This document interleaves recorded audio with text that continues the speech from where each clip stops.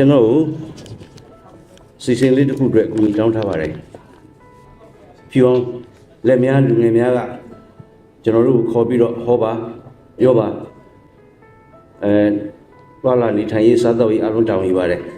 အဲ့ဒီကနေပြီးတော့တောင်းအောင်လဲခိုင်းပါတယ်ဘာစီစဉ်လဲဆိုတော့ဒီအခုဒီမှာထိုင်ထားတဲ့ဟောတွေကဒေတာတွေက A to NN ပေါ့နော် Z ကြီးတော့မဟုတ်ဘူးအဲ့မှာ row တွေရှိတယ်နံပါတ်တွေရှိတယ်အဲ့ဒီကနေပြီးတော့ကြိုက်တာတစ်ခုကိုကျွန်တော်ဖတ်လိုက်ပါတဲ့ဘယ်နေရာလဲတော့ကျွန်တော်လည်းမသိဘူးအဲ့ဒီဘယ် row လဲအဲ့ပြီးတော့ seat number အဲ့ဒီဟာမဲပေါက်တဲ့ပုဂ္ဂိုလ်ဖြစ်တယ်အဲ့ဒီပုဂ္ဂိုလ် MAI ကနေပြီးတော့ဟိုလေးပေါ့မြေတားလက်မှတ်ပေးမယ်ပေါ့နော်အထက်ပါလဲတော့ကျွန်တော်လည်းမသိဘူး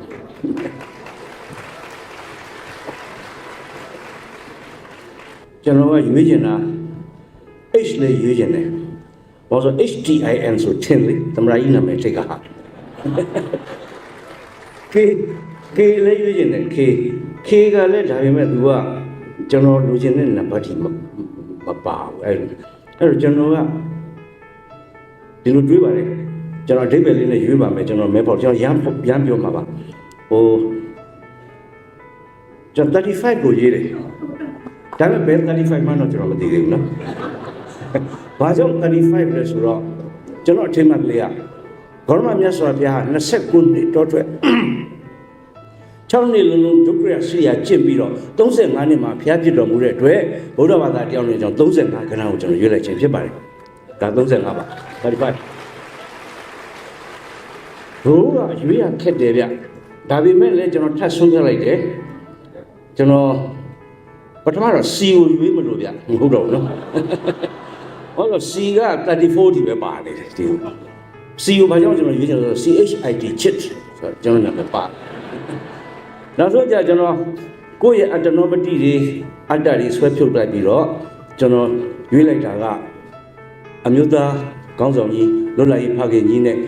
တန်ဖိုးဖြတ်နိုင်တဲ့သူ့သမီးကိုအမွေပေးခဲ့တဲ့အောင်ဆိုတဲ့နာမည်ပါတဲ့အောင်ဆန်းဘုကြောင့်ဆန်းတို့တော့ဒေါ်ဆန်းစုကြည်ရည်စုပြီးတော့ကျွန်တော် A35 ကျွန်တော်ရွေးပါတယ်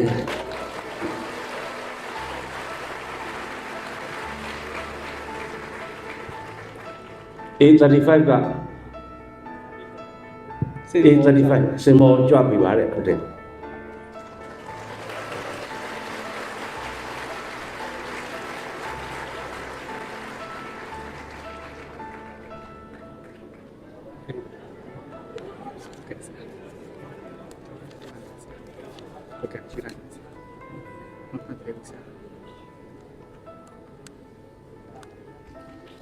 သမီးလားအမျိုးသမီးလားဟုတ်တယ်ဘလို့အတိတ်နမိတ်ဘလို့ပြေးလဲဆိုတော့ဒေါန်ဆန်းစုကြည်ဆိုပြီးတော့ကျွန်တော်ပြောတာအမျိုးသမီးလေးတက်လာမှန်တယ်ပါ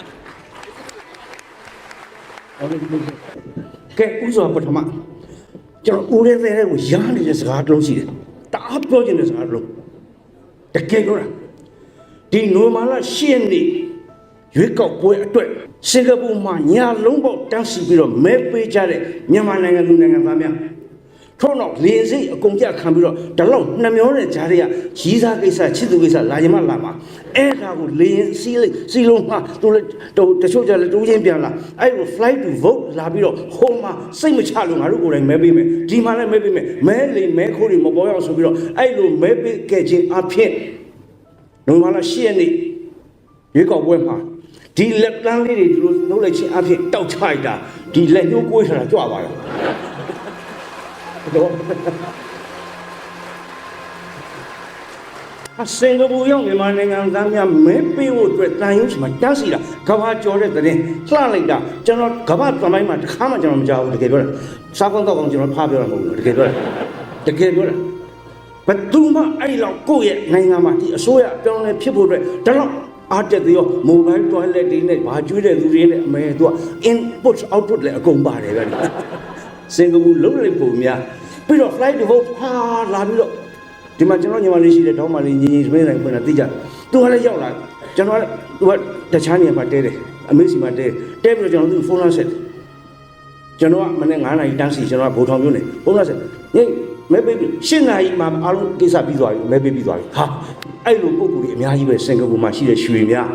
အဲ့ဒီအတွက်မိတ်ဆွေများကိုကျွန်တော်အ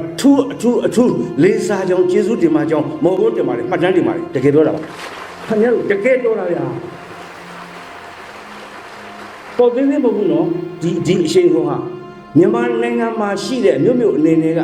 မဲပိတ်ပိုင်ခွင့်ရှိတဲ့မဲဆန္ဒရှင်များနှလုံးသားထဲမှာရိုက်ခတ်သွားတယ်ဒီသတင်းဟာသူတို့တောင်ဒီလိုလားကွာဆိုပြီးတော့အဲ့လိုဒီအားပေးပါတယ်အဲ့တော့ဒီနွန်နေတဲ့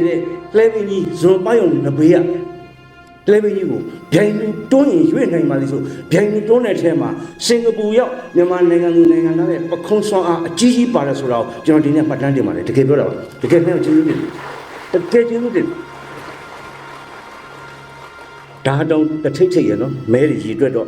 မြန်မာနိုင်ငံမှာတော့ကြည်ရတယ်ဒီမှာမမိဘူးနဲ့တူတယ်ဒီ live print နေတာမဲရီအတွက်ဒီကသမရဦးထင်ကျော်ဟုတ်ပြီမဲဖတ်လိုက်တယ်ကွာဦးထင်ကျော်ရောက်သွားပြီဦးထင်ကျော်ဟုတ်ပြီဘော်လေးကြားနေဦးထင်ကျော်10မဲလို့ထွက်လာကွာညီလိုက်တယ်ဦးမြင့်ဆွေဦးထင်ကျော်ဟုတ်ပြီအဲ့မှာနိုင်ရှုထွက်โอเคပဲเนาะအဲ့ဒီဦးမြင့်ဆွေဦးဟန်နရီဗန်တီယူဦးထင်ကျော်ဟုတ်ပြီဦးမြင့်ဆွေသွားတမတကယ်ရင်ကောရတာဗျာအဲ့ဒီမိတ်အတွက်နဲ့ချင်းရလေဒီလိုပဲသဲဖို့ကြာနာပဲတကယ်ပဲကဲအဲ့တော့ဘာပဲဖြစ်ရအခုကျွန်တော်တို့ဟလားအားလုံးတော့တကောင်နဲ့လွန်ပြီးတော့မနေ့4နာရီ5နာရီလောက်တော့ရောက်သွားပါပြီအာယုံပြုတ်နေပါပြီအာယုံတက်ပါပြီဗျာသို့တော်လဲကြည့်အောင်မယ်လေဘာလို့ဆိုသိတဲ့အတိုင်းပဲဒီသွေးနုနုတန်းနုနုအစိုးရအသစ်ကလေးပြောရရင်တော့မွေးဖွားပြီးကစားလေခုနပြောသလိုဒီနေ့မေလ1ရက်နေ့တလပဲရှိသေးတယ်တလတောင်ပြည့်ပြည့်တင်းတင်းမရှိသေးဘူးနော် first April ကစပြီးတော့ဒီလိုလေးတေဝင်ယူလိုက်တာကြားတဲ့ကြမ်းခံသွားသေးတယ်လေပညာခံသွားတော့တလတောင်မရှိသေးဘူးဟိုလွတ်တော်ကတော့ February လ1ရက်နေ့တည်းကစတော့လွတ်တော်ကတော့တက်တန်းလေးနည်းနည်းရ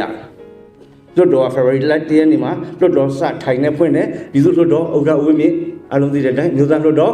ဦးမောင်ဝင်းခိုင်သားပြည်တော်စုလွတ်တော်နိုင်ကဦးမောင်ဝင်းခိုင်သားစသည်အပြင်လွတ်တော်တွေစလိုက်ကြပြီအဲ့ဒီနေ့ February တဲ့ကွာဒါပေမဲ့အဲ့ရှင်ကအလုံးသိတဲ့အတိုင်းဦးသိန်းစင်အစိုးရကရှိလို့မရှိသေးတယ်ဆို April ကျမှလွှဲတာလေ30ကျမှလွှဲတာလေအဲ့တော့လွတ်တော်အသိနဲ့အစိုးရအဟောင်းနဲ့ဂျာမှာလည်းပုတ်တိုက်မှုတွေအများကြီးပဲမိတွေကိုပွင့်နေတာပဲနော်ဟိုဆင့်ခေါ်တယ်မလားဟုတ်ဆိုပါလေApril 30ရက်နေ့ဒီမှာမလာဘူးနဲ့တူတယ်ဟိုအခွေတွေကြည့်ရတာရောက်လာမသိဘူးကျွန်တော်စီမှာတော့ live လွှင့်ပေးတယ်လေဘုံမပြည်မှာတော့လေဒီသမရအိမ်တော်မှာတန်တမန်လေးအခန့်နဲ့ဒီအခန့်ခမကြီးမှာနောက်ကတီဟာတရပလင်ကြီးနဲ့အဲ့ဒီမှာခုံလေးတန်းစီပြီးဟိုက်လောက်ပေါ့ဗျာတန်းစီပြီးမျက်စင်းဆိုင်ခုံလေးချတာအဲ့ဒီမှာထိုင်မဲ့ပုံကိုယ်ကမျက်စင်းဆိုင်ချတာသမရအဟောင်းနဲ့အသိနဲ့မလာသေးဘူးနော်ဘယ်လိုချတာလဲဒီဘက်မှာရင်အစိုးရအဟောင်းရဲ့ပုံကိုများချထားတယ်ဘယ်သူလဲဒုတိယသမရဦးညံထွန်းသူနဲ့တဲ့မှာဒုတိယသမရဖြစ်တက်လာတဲ့ဦးမြင့်ဆွေကျွန်တော်ကြည့်သိဘာမှမထူးသလိုပဲဖြစ်တာဒီဘက်ကဦးညံထွန်းဒီဘက်ကဦးမြင့်ဆွေလေသူနဲ့ပဲကြည့်လေတရားလျော်မယ်ခေါင်းကြီးပြန်ဦးမြင့်ဆွေလည်းဦးညံကျွန်တော်ထင်တာပဲလေဦးညံတော့လည်းနောက်ဒီဒုတိယခုံကြတော့ဦးဆိုင်မောက်ခန့်ဒေါက်တာဆိုင်မောက်ခန့်ဒီမှာကဦးဟန်နရီဗန်တီယူဒီနေ့ကလည်းဟိုလည်းကချင်ဦးဆိုကြီးနဲ့ဒေါက်တာဆိုင်မောက်ခန့်ကြည့်တယောက်ကြည့်တယ်ကြောက်မေးလို့ဘာလို့လဲကြောက်ပြန်မကြည့်တော့မျက်နှာလွှဲနောက်ကျမျက်နှာကြီးအောက်ချတာတက်တဲ့နေရာဒီဘက်ကဘိုးချုပ်လူမရောက်လိုက်ဒီဘက်မှာတက်တဲ့ကောင်ထိုင်တာတောင်ဆန်းစုကြည်ကြောက်တိချာကြည့်တောင်ဆန်းစုကြည်ကတော့ဒေါ်စုကတော့အားလုံးတိုင်းပြည်ခေါ်ကြတဲ့အမေစုလူလူကောင်းဆောင်ကတော့ဒီတိုင်းမဲ့သူအေးစီးထိုင်တာဟာမပြတ်ပဲထိုင်မျက်လုံးနဲ့အမတန်တောက်တဲ့မျက်လုံးတွေဆိုတော့ကြည့်သူကြည့်ရတယ်ရှေ့တဲ့တွေကဘိုးချုပ်လူမရောက်နိုင်မှရှိတယ်လေဟိုဒီမျက်လုံးမစားတဲ့မျိုးမျိုးမှမဟုတ်တာအဲ့တော့တဲ့ဒီတိုင်းကြည့်အောင်ကျွန်တော်ဟိုဘက်ကိုသတိထားကြည့်လိုက်တယ်မျက်နှာလွှဲသွားတယ်တကယ်နောက်ကြအဲ့ဒါမိနစ်20လောက်ကြာတယ်ဗျဒီတိုင်းကြီးမဟုတ်တော့ကြီးအချိန်မကြာသေးလို့မထွဲတဲ့သဘောနောက်ကြထွက်လာပြီဟာကမလာကြီးเนี่ยဒီဘက်ကဦးသိစိတ်အဟောင်းဘက်ကဒီဘက်ကဦးထင်ကျော်ပြီးတော့ဒီနေရာရောက်တဲ့ခါကျသူကဒီလို cross လုပ်ပြီးတော့မဲအစ်စ်ကအဟောင်းဘက်ကိုသွားပြီးအဟောင်းကအစ်စ်ဘက်သွားတယ်ဘယ်လို driver ဘယ်သူလဲမသိဘူးစက်တိုက်ထားတယ်ပြီးတော့မှ ဟောင်းကအစ်စ်ကိုလိုက်လို့ဆက်အစ်စ်ကလည်းဟောင်းလိုက်လို့ဆက်ပြီးတော့မှဒီလိုသွားပြီးတော့ဒီနေရာလိုက်ပြန်ယူတယ်ဒီလိုလုပ်မှဒီလိုပြန်လုပ်တယ်လုပ်ပြီးတော့မှအဆောင်ရောက်ဟိုကလာပေးပြီသမရရဲ့ဆလွယ်လားဘာလားအဲ့ဒါပါဆိုဒီကဦးသိန်းစီကပေးတယ်ဟောဦးတင်ကလှမ်းယူကျွန်တော်အဲ့ဒီလောက်ကစအသေးစိတ်လိုက်ကြည့်ကောင်းတာဗျာပ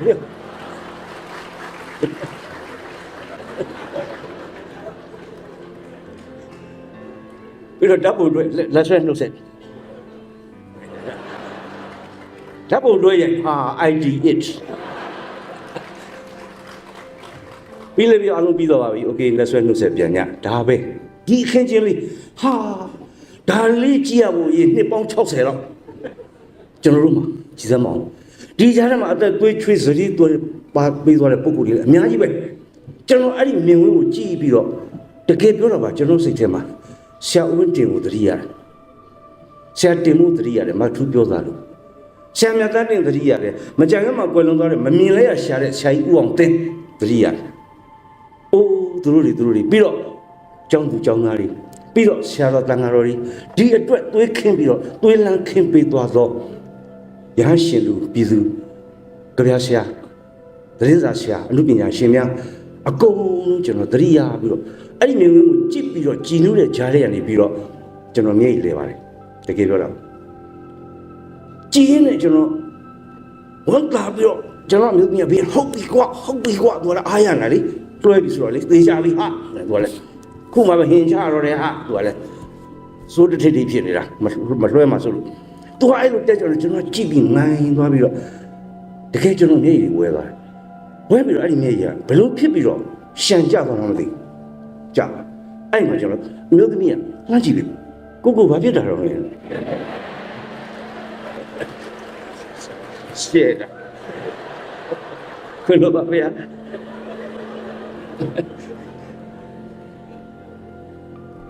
အဲ့တော့ကျွန်တော်လည်းပြောပြတယ်အဲ့လိုဟုတ်ပြီတော့ကိုရဲဆိုပြီးတော့ကျွန်တော်လက်ကံဝါလေးထုတ်ပြီးတော့ဟဲ့တုတ်ပြီးလူလေးတုတ်ပြီးမတ်တရားမဲဒါမျိုးကြတယ်ဟုတ်တကယ်ပါအဲ့ဒီမှာကျွန်တော်တောက်လျှောက်တည်းရတာစွန့်သွားကြတဲ့စွန့်လို့စွန့်စားသူရဲကောင်းများအဲ့ဒီမှာဆရာကြီးမောင်ထင်စကားသွားပြီးတည်းရပြန်ရောရှေးကဘိုးတွေကလူတွေကမစားဘဲနဲ့စွန့်သွားတာကိုမင်းတို့ကောင်းနေအခုမစွန့်ဘဲနဲ့စားမယ်ကောင်းနေလားမစားဘဲနဲ့စွန့်သွားတာရှေးလူကြီးတွေကမစားဘူးရော့ဆိုစွန့်သွားတာအခုလူတွေကမစွန့်ဘဲနဲ့ပေးကောက်ဝါနေကြတာစားနေကြတာမစွန့်ဘဲစားမစားဘဲစွန့်သွားတည်းရတလျှောက်လုံးတည်းရပြီးတော့အဲ့ဒီလိုခံစားရတာအဲ့ဒီမှာစင်ကာပူလိုပဲတရက်နေလာမယ်ဆိုတော့ဒီစကားပြောပြအောင်ပြောမယ်ကျွန်တော်စိတ်ထဲတေးလာပါတယ်ကျေးဇူးတင်စကားဂရိတင်တဲ့စကားဥဒန်းတွင်စေမဲ့စင်ကာပူရောက်မြန်မာများကိုကျေးဇူးတင်တဲ့စကားကျေးဇူးမှတ်တဲ့စကားပြောပြအောင်ပြောမယ်ကျွန်တော်စိတ်ထဲကူးခဲ့ပါတယ်အဲ့ဒါကိုပြောခွင့်ရပြီကျွန်တော်ဝန်တားရကျေးဇူးတင်တကယ်ပြောတာအဲ့လိုတကယ်လုပ်တဲ့လူတွေကဘယ်လောက်များအပူတွေအောင်းနေလဲမသိပါဘူးအကောင်းဆုံးဝန်လို့စီစားရလို့အကုန်လုံးရှင်းချသွားတာပဲမကတော့ပါကဲအဲ့တော့ခေါင်းစဉ်ကကျွန်တော်မပြောချင်ဘူးကျွန်တော်မပြောချင်ဘူးเนาะဟိုကတကယ်ပြောတာအဲ့ဒီခေါင်းစဉ်ကကျွန်တော်ခေါင်းစဉ်စစ်စစ်မဟုတ်ပါဘူးဒီပွဲကြောင့်မှကျွန်တော်ပြီးတော့တတိယလိုက်ဘယ်သူခေါင်းစဉ်လဲဆိုတော့မင်းလူလေးရဲ့ခေါင်းစဉ်ညသူကဟောပြောပဲသိမလိုက်ကျွန်တော်ဇွတ်ခေါ်တော့မင်းလူလိုက်သူ့ကိုယ်ရင်းနဲ့ကျွန်တော်သွားဘူးလားရှိတယ်မောင်ဝနာနဲ့သွားဘူးလေသူ့မောင်နဲ့လည်းသွားဘူးလေနော်ကျွန်တော်ကြောက်တယ်နဲ့သူတို့နဲ့ဆက်မတွဲတော့ဘူးကဲကျွန်တော်တောင်ကြောက်တယ်ဆိုတဲ့ကဘယ်လောက်ဆိုးတဲ့ဟာကြီးလဲဆိုသိစလားမင်းတို့လေခေါ်ကိုကြီးညိုတယ်ကျွန်တော်ဘာပြောမှမသိဘူးလေခေါင်းစဉ်လည်းပေးတာဘူးလေကျွန်တော်မပြောချင်ဘူးဗျာအဲ့ဒါခေါင်းစဉ်လုပ်လိုက်အဲ့မှာသူ့ခေါင်းစဉ်ကျွန်တော်မပြောချင်ဘူးအဲ့ဒီခေါင်းစဉ်ပြောတက်ပြီးတော့သူကကမောက်ကမနိုင်တဲ့ခေရဲ့အကြောင်းလေးဘာတွေအကုန်ရှောက်ပြောတစ်ခုပြောပြီးလဲဒါကြောင့်ပြောသားပဲကျွန်တော်မပြောချင်ပါဘူးလို့ဆိုမှသူကအားလုံးလည်းကိုယ်ကအကုန်လုံးပြောပြီးသားဖြစ်သွားသူ့သွားတည်းလို့ဒီကောင်းစဉ်လေးကျွန်တော်သူ့ဆရာယူလိုက်ခြင်းဖြစ်ပါတယ်တမလွန်မှညီလေးမင်းလူငါထောင်ပြီးတော့နော်ကောင်းရသူကတိကနေပြီးတော့အထက်ပုံဆက်တက်နိုင်ပါစေကြောက်ကြဗမာပြည်ရောက်သွားလို့နတ်သမီးတွေမရှိပဲဖြစ်နေဦးမယ်စွတ်လည်းမတက်နဲ့ဟာမိတ်ဆွေကခင်ဗျာစင်ကာပူကျွန်တော်ရောက်တာဟိုဆွေမျိုးနိုင်ငံဖြစ်နေပါပြီသူမြန်မာတွေနဲ့ပတ်သက်ပြီးတော့ပါကျွန်တော်ဟိုတစ်ခေါက်ကလည်းပြောဥပါတယ် ထမဆုံးရောက်တာတော့2009စာပေဟောပြောပဲကျွန်တော်ရဲ့ဆရာနေမြင့်ရဲ့ဆရာမကျူရဲ့ LDUC hall ထဲမှာလားမသိဘူးเนาะအဲ့ဒါဘာလို့ကျွန်တော်မှတ်မိသလောက်အဲ့ဒီပြပမှာရှိတဲ့မြန်မာစာပေဟောပြောပွဲမှာအဲ့ဒီ2009စင်ကာပူဟာအောင်မြင်ဆုံးလို့ပြောကြပါတယ်ဇာတ်ရှာချင်းလည်းပြောကြတယ်ဓာတ်ပုံရိုက်ပြီးဗီဒီယိုမှတ်တမ်းရိုက်ပြီးတဲ့ကိုဒီပါတော့လဲတေချာရိုက်ပြီးတေချာ editing လုပ်ပြီးတော့တခါတေချာအဲ့ဒါကြီးကပြန့်သွားတယ်တော်တော်ပြန့်သွားတယ်ကဘာပြန့်သွားတယ်ထောင်ထဲကြည့်အောင်ရောက်ဘယ်လိုပို့ကြလဲမသိဘူးဇာကနာနောက်လွတ်လာတော့ပြောတယ်ဟာစင်ကူအခွေကြည့်ပြီးတော့ကျွန်တော်တို့မျောတာကိုဘယ်တော့လာမလဲဆိုပြီးသူတို့ကမျောနေပြီတကယ်ပါအဲ့ဒီကနေစပြီးတော့အိုးပြည်ပမှာရှိတဲ့ဒူဘိုင်းနော်ဆရာတို့လည်းဆရာမတို့လည်းရောက်ခဲ့ပြီးမောင်သားချိုးလည်းရောက်ခဲ့ပြီးအိုးကျွန်တော်တို့ခုနကတောင်ကိုရီးယားနော်ပြီးတော့တခါတည်းဟိုကျွန်တော်တို့ဒီတန်းမလေးရှားဆိုတော့ခဏခဏပဲပေါ့ဗျာထိုင်းလည်းခဏခဏပဲပေါ့ဗျာထိုင်းကလည်းဒီလှုပ်လိုက်တာမှဘိုးကျောင်းဆန်းဟိုလေမွေးနေ့ဘိုးကျောင်းဆန်းကြာဆုံးတဲ့နေ့အခုဒေါန်ဆန်းစုကြည်ဂျွန်လာဆက်ပွဲနဲ့မွေးနေ့လှုပ်ကောင်းတယ်လှုပ်နေကြတော့ဒါပဲခါချနေရတယ်အဲ့တော့ပြည်ပနိုင်ငံတွေအကုန်ပြန့်သွားပြီးအမေရိကတွေရောဩစတြေးလျတွေရောပြန့်သွားပြီးဂျပန်မှာစာပေဟောပွဲလှုပ်လိုက်တာဟာ2009မိတ်ဆွေများရဲ့စင်ကာပူပြည်ပပွဲရနေပြီးတော့အဲ့ဒါစတယ်လို့ခိုင်မှာပြောကြပါတယ်ဖြစ်နိုင်ပါတယ်ဟုတ်ပါတယ်အဲ့တော့ကျေးဇူးအများကြီးတင်ပါတယ်အဲ့တော့ဒီနှစ်ရောက်တဲ့အချိန်မှာအမှန်ကတော့ကျွန်တော်ကနောက်ဆုံးကြမှာကျွန်တော်တက်ဖို့ကျွန်တော်ကဒီလာတဲ့၄ယောက်ထဲမှာအသက်ကြီးဆုံးပါသူတို့အဆုံးမနေရတာကျွန်တော်အသက်ငယ်ဆိုတော့မောင်သားချိုးပေါ့အဲ့တော့ကိုနေဝင်းမြင့်နဲ့မှထူးနေဆိုလေကျွန်တော်ညီတွေလိုနှမတွေလိုနေတာအဲ့တော့ကျွန်တော်ကအသက်ကြီးဆုံးနေနဲ့နောက်ဆုံးနေရတဲ့ထုံးစံမျိုးရှိတာပေါ့ဗျာသို့တော်လဲဆရာမောင်သားချိုလေးကသူကကျောင်းအလုပ်တွေမပြီးလို့နောက်ကြလို့ခုနကမှရောက်ချလာလေကနေပြီးတော့တခါတည်းတန်းလာပါညာရောက်ချလာပြီးတော့အဝတ်စားတော်ဒီကြမှာလဲရရှာအဲ့တော့ကျွန်တော်ကတက်တဲ့နေရာရောက်သွားတာပေါ့ဗျာနော်ဒါပါပဲမောင်သားချိုကပွဲသိမ့်ပါလိမ့်မယ်ကဲ1944ကစလိုက်တဲ့ကျွန်တော်တို့ရဲ့မြန်မာစာစုတော်နေ့အစဉ်လာကြီးဟာတောက်လျှောက်ကြီးသဲဆောင်းလာတာဒီဘန်နာအလံကြီးကိုသဲလိုက်ကြတာအခုထိအောင်2016ထိရောက်ပြီစာပေပဲဘာကြောင့်လှုပ်တယ်ဆိုလူကြီးများသိကောင်းသိလိမ့်မယ်သို့သောလူငယ်များသိမှမထင်ဘူးလူကြီးများလည်းသိပြီးတော့မေ့သွားတော့ပြီလားတူတယ်ဒါလေးနည်းနည်းလေးပြန်နှုတ်ပါမယ်ဂုံတင်ရင်လို့ပါဒါတော့ပတ်စံကုန်ကြခံပြီးတော့ဟာလာ MAN လည်း sponsor ပေးသူကဘာညာလုပ်နေကြတာဘာကြောင့်လဲတချို့ကထင်တယ်စာပေဟောပြောပဲလုပ်တဲ့ဟာစာပေတုတ္တရတ္တရအောင်မှတ်မှတ်တယ်ဒါလည်းမှန်တယ်တချို့ကလည်းဘယ်လိုပြောလဲဆိုတော့ပြီးခဲ့တဲ့အစိုးရလက်ထက်မှာဟောပြောပွဲတွေပုံများလာဘာကြောင့်လဲစာရေးစာတွေပေါ်တက်ပြီးအစိုးရချဟာကောင်းနေလက်ပုတ်တွေတူတာအဲ့ဒါလည်းမှတ်ပါတယ်ဟုတ်ပါတယ်ပြောကြပါတယ်ကျွန်တော်တို့ကြောက်နေပြောတာဒါပေမဲ့ခေါ်ဘူးပြကျွန်တော်တို့ခေါ်တော့အင်းစင်ကလူမဆန်းတော့ကျွန်တော်တို့ကကျွန်တော်တို့ရဲ့ကြီးမားသောယဉ်ကျေးမှုအစဉ်လိုက်တဲ့ကိုထိမ့်သိမ့်ပြီးလုပ်နေကြတာဂုံယူဖို့အင်မတန်ကောင်းပါတယ်ဂုံယူစမ်းပါ1938 1920ပထမကျောင်းသားတွေ1936ဘောင်ဆန်းတို့ကိုအောင်ဆန်းတို့ပါတဲ့ဒုတိယကျောင်းသားတွေ1938ရန်ကုန်မြို့တွင်းမုံရုံကိုဝိုင်းဒီတဲ့အတိုင်းပဲကျွန်တော်ချုပ်ပြောမယ်ဗြိတိရှအစိုးရကမြင်းစီပလိတ်တွေကိုလှော့လက်ထဲမှာဒုံးနေအဲ့ဒီတွင်းမုံရုံကိုဝိုင်းထားတဲ့တပိတ်ပေါက်တဲ့ကျောင်းသားတွေရိုက်ဆန်းကွာချပြိုခွဲအမှန်ကတပိတ်တားပြီးလို့ရုံးတက်မဲ့သူတွေကလာပြီးပြီဗျတပိတ်ကတားထားတော့သူတို့ရုံးတက်နေတော့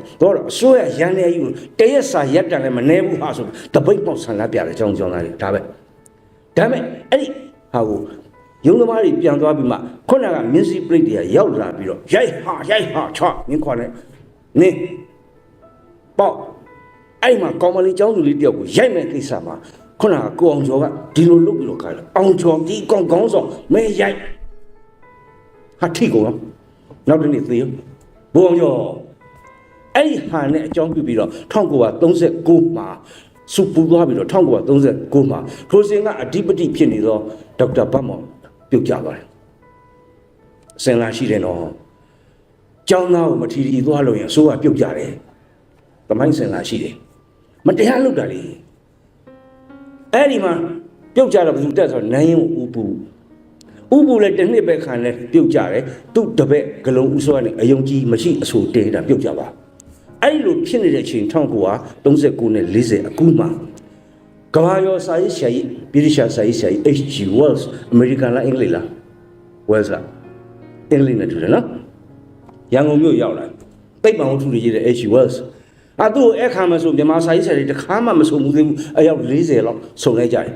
ရန်ကုန်မြို့ book club အင်အားကံပေးနေ့လယ်စာနဲ့တီခင်းအခမ်းဘာကြောင့်နေ့လယ်စာဆိုလက်ဖက်ရည်နဲ့မုန့်နဲ့ပြီးသွားရောစာရေးဆရာတွေကမွဲတော့ညစာနဲ့မတီခင်းလိုက်ဘူးညစာဆိုရင်ဘာရင်းညာတွေပါလာတော့မှာဘာရင်းညာဆိုကျွန်တော်သိနားမလဲဘူးဒါဒီကိစ္စနော်အဲ့ဒီအခမ်းဝဲမှာပြောမယ်ဗျကိုအောင်ဆန်းတက်တယ်ဖိတ်စာကန်းတာကဥညုံမြကိုညုံမြဒါပေမဲ့မေ့ပြီးတော့ကိုအောင်ဆန်းကိုဖိတ်စာမပေးမိဘူးဒါပေမဲ့ရောက်ချလာတယ်ဗျဖိတ်စာမရပဲနဲ့ကျုံလဲစာရေးဆရာပဲအဲ့ဒီဒါပဲခဲတော့ဘာလို့ကျုံဖိတ်စာမပေးဟာကိုအောင်ဆန်းနဲ့မေ့သွားတာကိစ္စမရှိအောင်ရပါတယ်ဗျကျုံအိုးမှရေးရလေခင်ဗျဘာညာလေးအိုမက်ဂဇင်းမှာအက်ဒီတာဘာညာအဲ့တက်ပြီးတော့စားကြတောက်ကြလက်ဖေးတွေမဟုတ်ဘူးဟီဟာနဲ့စားကိုအောင်ဆန်းဟာတော့ဒီကြပြောပြီးတော့ဓာတ်ပုံရိုက်ကြမယ်စုပါဆိုတော့ကျုံမပါဘူးလေမရိုက်ဘူးလေဘာလို့ကျုပ်ကဖိတ်စာရတဲ့ကောင်မဟုတ်ဘူးလေအလွတ်လာတဲ့ကောင်ဆိုမပါဘူးဆိုပြန်ချသွားအဲ့လိုလူမျိုးလုံးအဲ့ဒီပွဲမှာ H.G. Wells ကြီးလည်းအကုန်မိတ်ဆက်ကြပြကြပါညာဟာခါလေ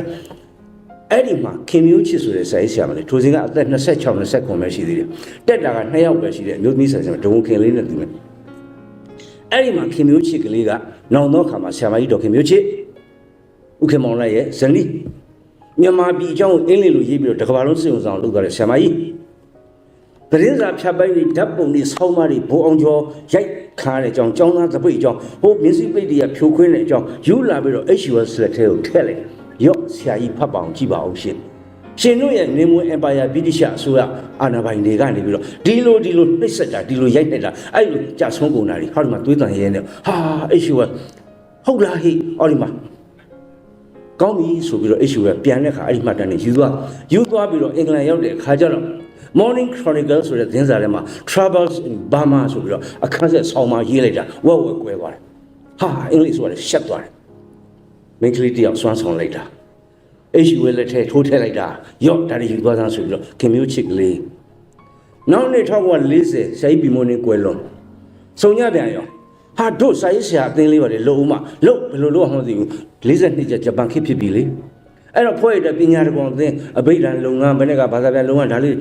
းနိုင်တဲ့လောက်ကလေးလုပ်နေကြတယ်ချိန်မှာစာရေးဆရာအသင်းလို့မေရလည်းမရှိသေးဘူးဘာလို့မှန်းလည်းမသိသေးဘူးလို့ဆိုဆုံနေကြပြီစာရေးဆရာတွေအရင်ကတယောက်တကွဲစီဖြစ်နေတာတွေ့ကြပြီအဲ့ဒီမှာဂျပန်ခေတ်ကာလမှာ1942နောက်1943ဝန်းကျင်လောက်မှာကိုညံကုန်းမှာရှိနေတဲ့အဘိဓမ္မာခုနကပညာတခွန်အသင်းဥက္ကဋ္ဌဖြစ်တဲ့ဆရာမင်းသူဝန်အလုံးသိတဲ့သမ္မတဦးထင်ကျော်ရဲ့ဖခင်သူကနေပြီးတော့လှုပ်ရှားမှုတော့လုပ်မယ်ကွာဂျပန်ခေတ်မှာငါတို့ဘာမှလှုပ်ရှားမှုမရှိဘူးဟေ့ဆိုပြီးတော့ဘာလုပ်လဲဆိုတော့စာစုတော်နေ့သတ်မှတ်လိုက်မယ်စာစုတော်နေ့ဘယ်လိုသတ်မှတ်မှလည်းမသိအဲ့တော့စာစုတော်နေ့ဆိုစလုံးလည်းမပေါ်သေးစလင်ဥပုံညနေ့ဆိုတော့တနေ့သတ်မှတ်ပြီးတော့တို့တွေလှုပ်ရှားမယ်ရန်ကုန်ကြောင်းကြားတယ်မလုံနဲ့ဆရာမင်းတို့ဘာကြောင့်လဲအင်မတန်ကောင်းပါတယ်သို့တော့စလင်ဥပုံညနေ့သတ်မှတ်လိုက်ရင်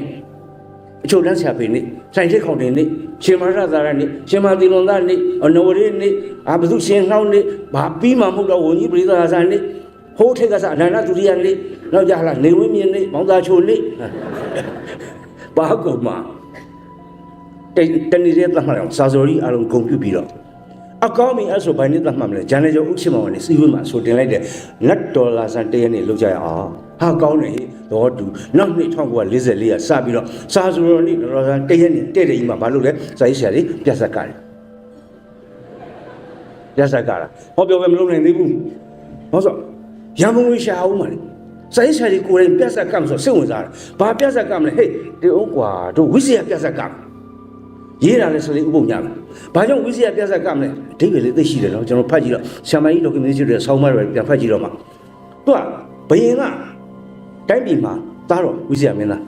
းအင်မတန်ဆိုးတယ်ကျွန်သိမင်း900နဲ့တိုင်းပြည်လုံးလှုပ်ရှင်လာလှုပ်ခုနကတိုင်ကားတွေမောင်းတာတွေပါမှာပေါ့ဗျာကာရိုကီဆိုင်ဝင်ပြီးတော့မှန်နေခွဲတာလည်းပါမှာပေါ့ဗျာဒါကြီးအဲ့တော့တိုင်းပြည်ပြည်သားတွေကမခံနိုင်တော့အဲ့ဒီမှာဟစ်တယ်ကနေပြီးတော့ရှင်မင်းကြီးဆိုပြီးတော့ဝိဇ္ဇာမင်းသားကိုအေးယူပေးပါဒီတိုင်းတော့ဒုက္ခရောက်ပြီဝိဇ္ဇာမင်းသားတော်တော်ဆိုးနေပါပြီတင်းတော့မင်းမခံနိုင်ဟာဟုတ်လားဘယင်ခေါ်ပေးရတယ်ငါတရားစီရင်ပေးမယ်ဂျပန်ခေတ်ကြီးမှာတော့ပြည်သူလူထုစီးလုံးညီညွတ်ရေးအုပ်ချုပ်နေတဲ့မင်းမခံနိုင်ဘူးဆိုတာကို ဘယင်မခံနိုင်ဘူးဆိုတဲ့ကိစ္စကိုဒါလေးကိုစောင်းမချီပြောပြတာအဲ့ဒီမှာညီလာကန်ဒီဘက်ကပြည်သူတို့ဟစ်တိုင်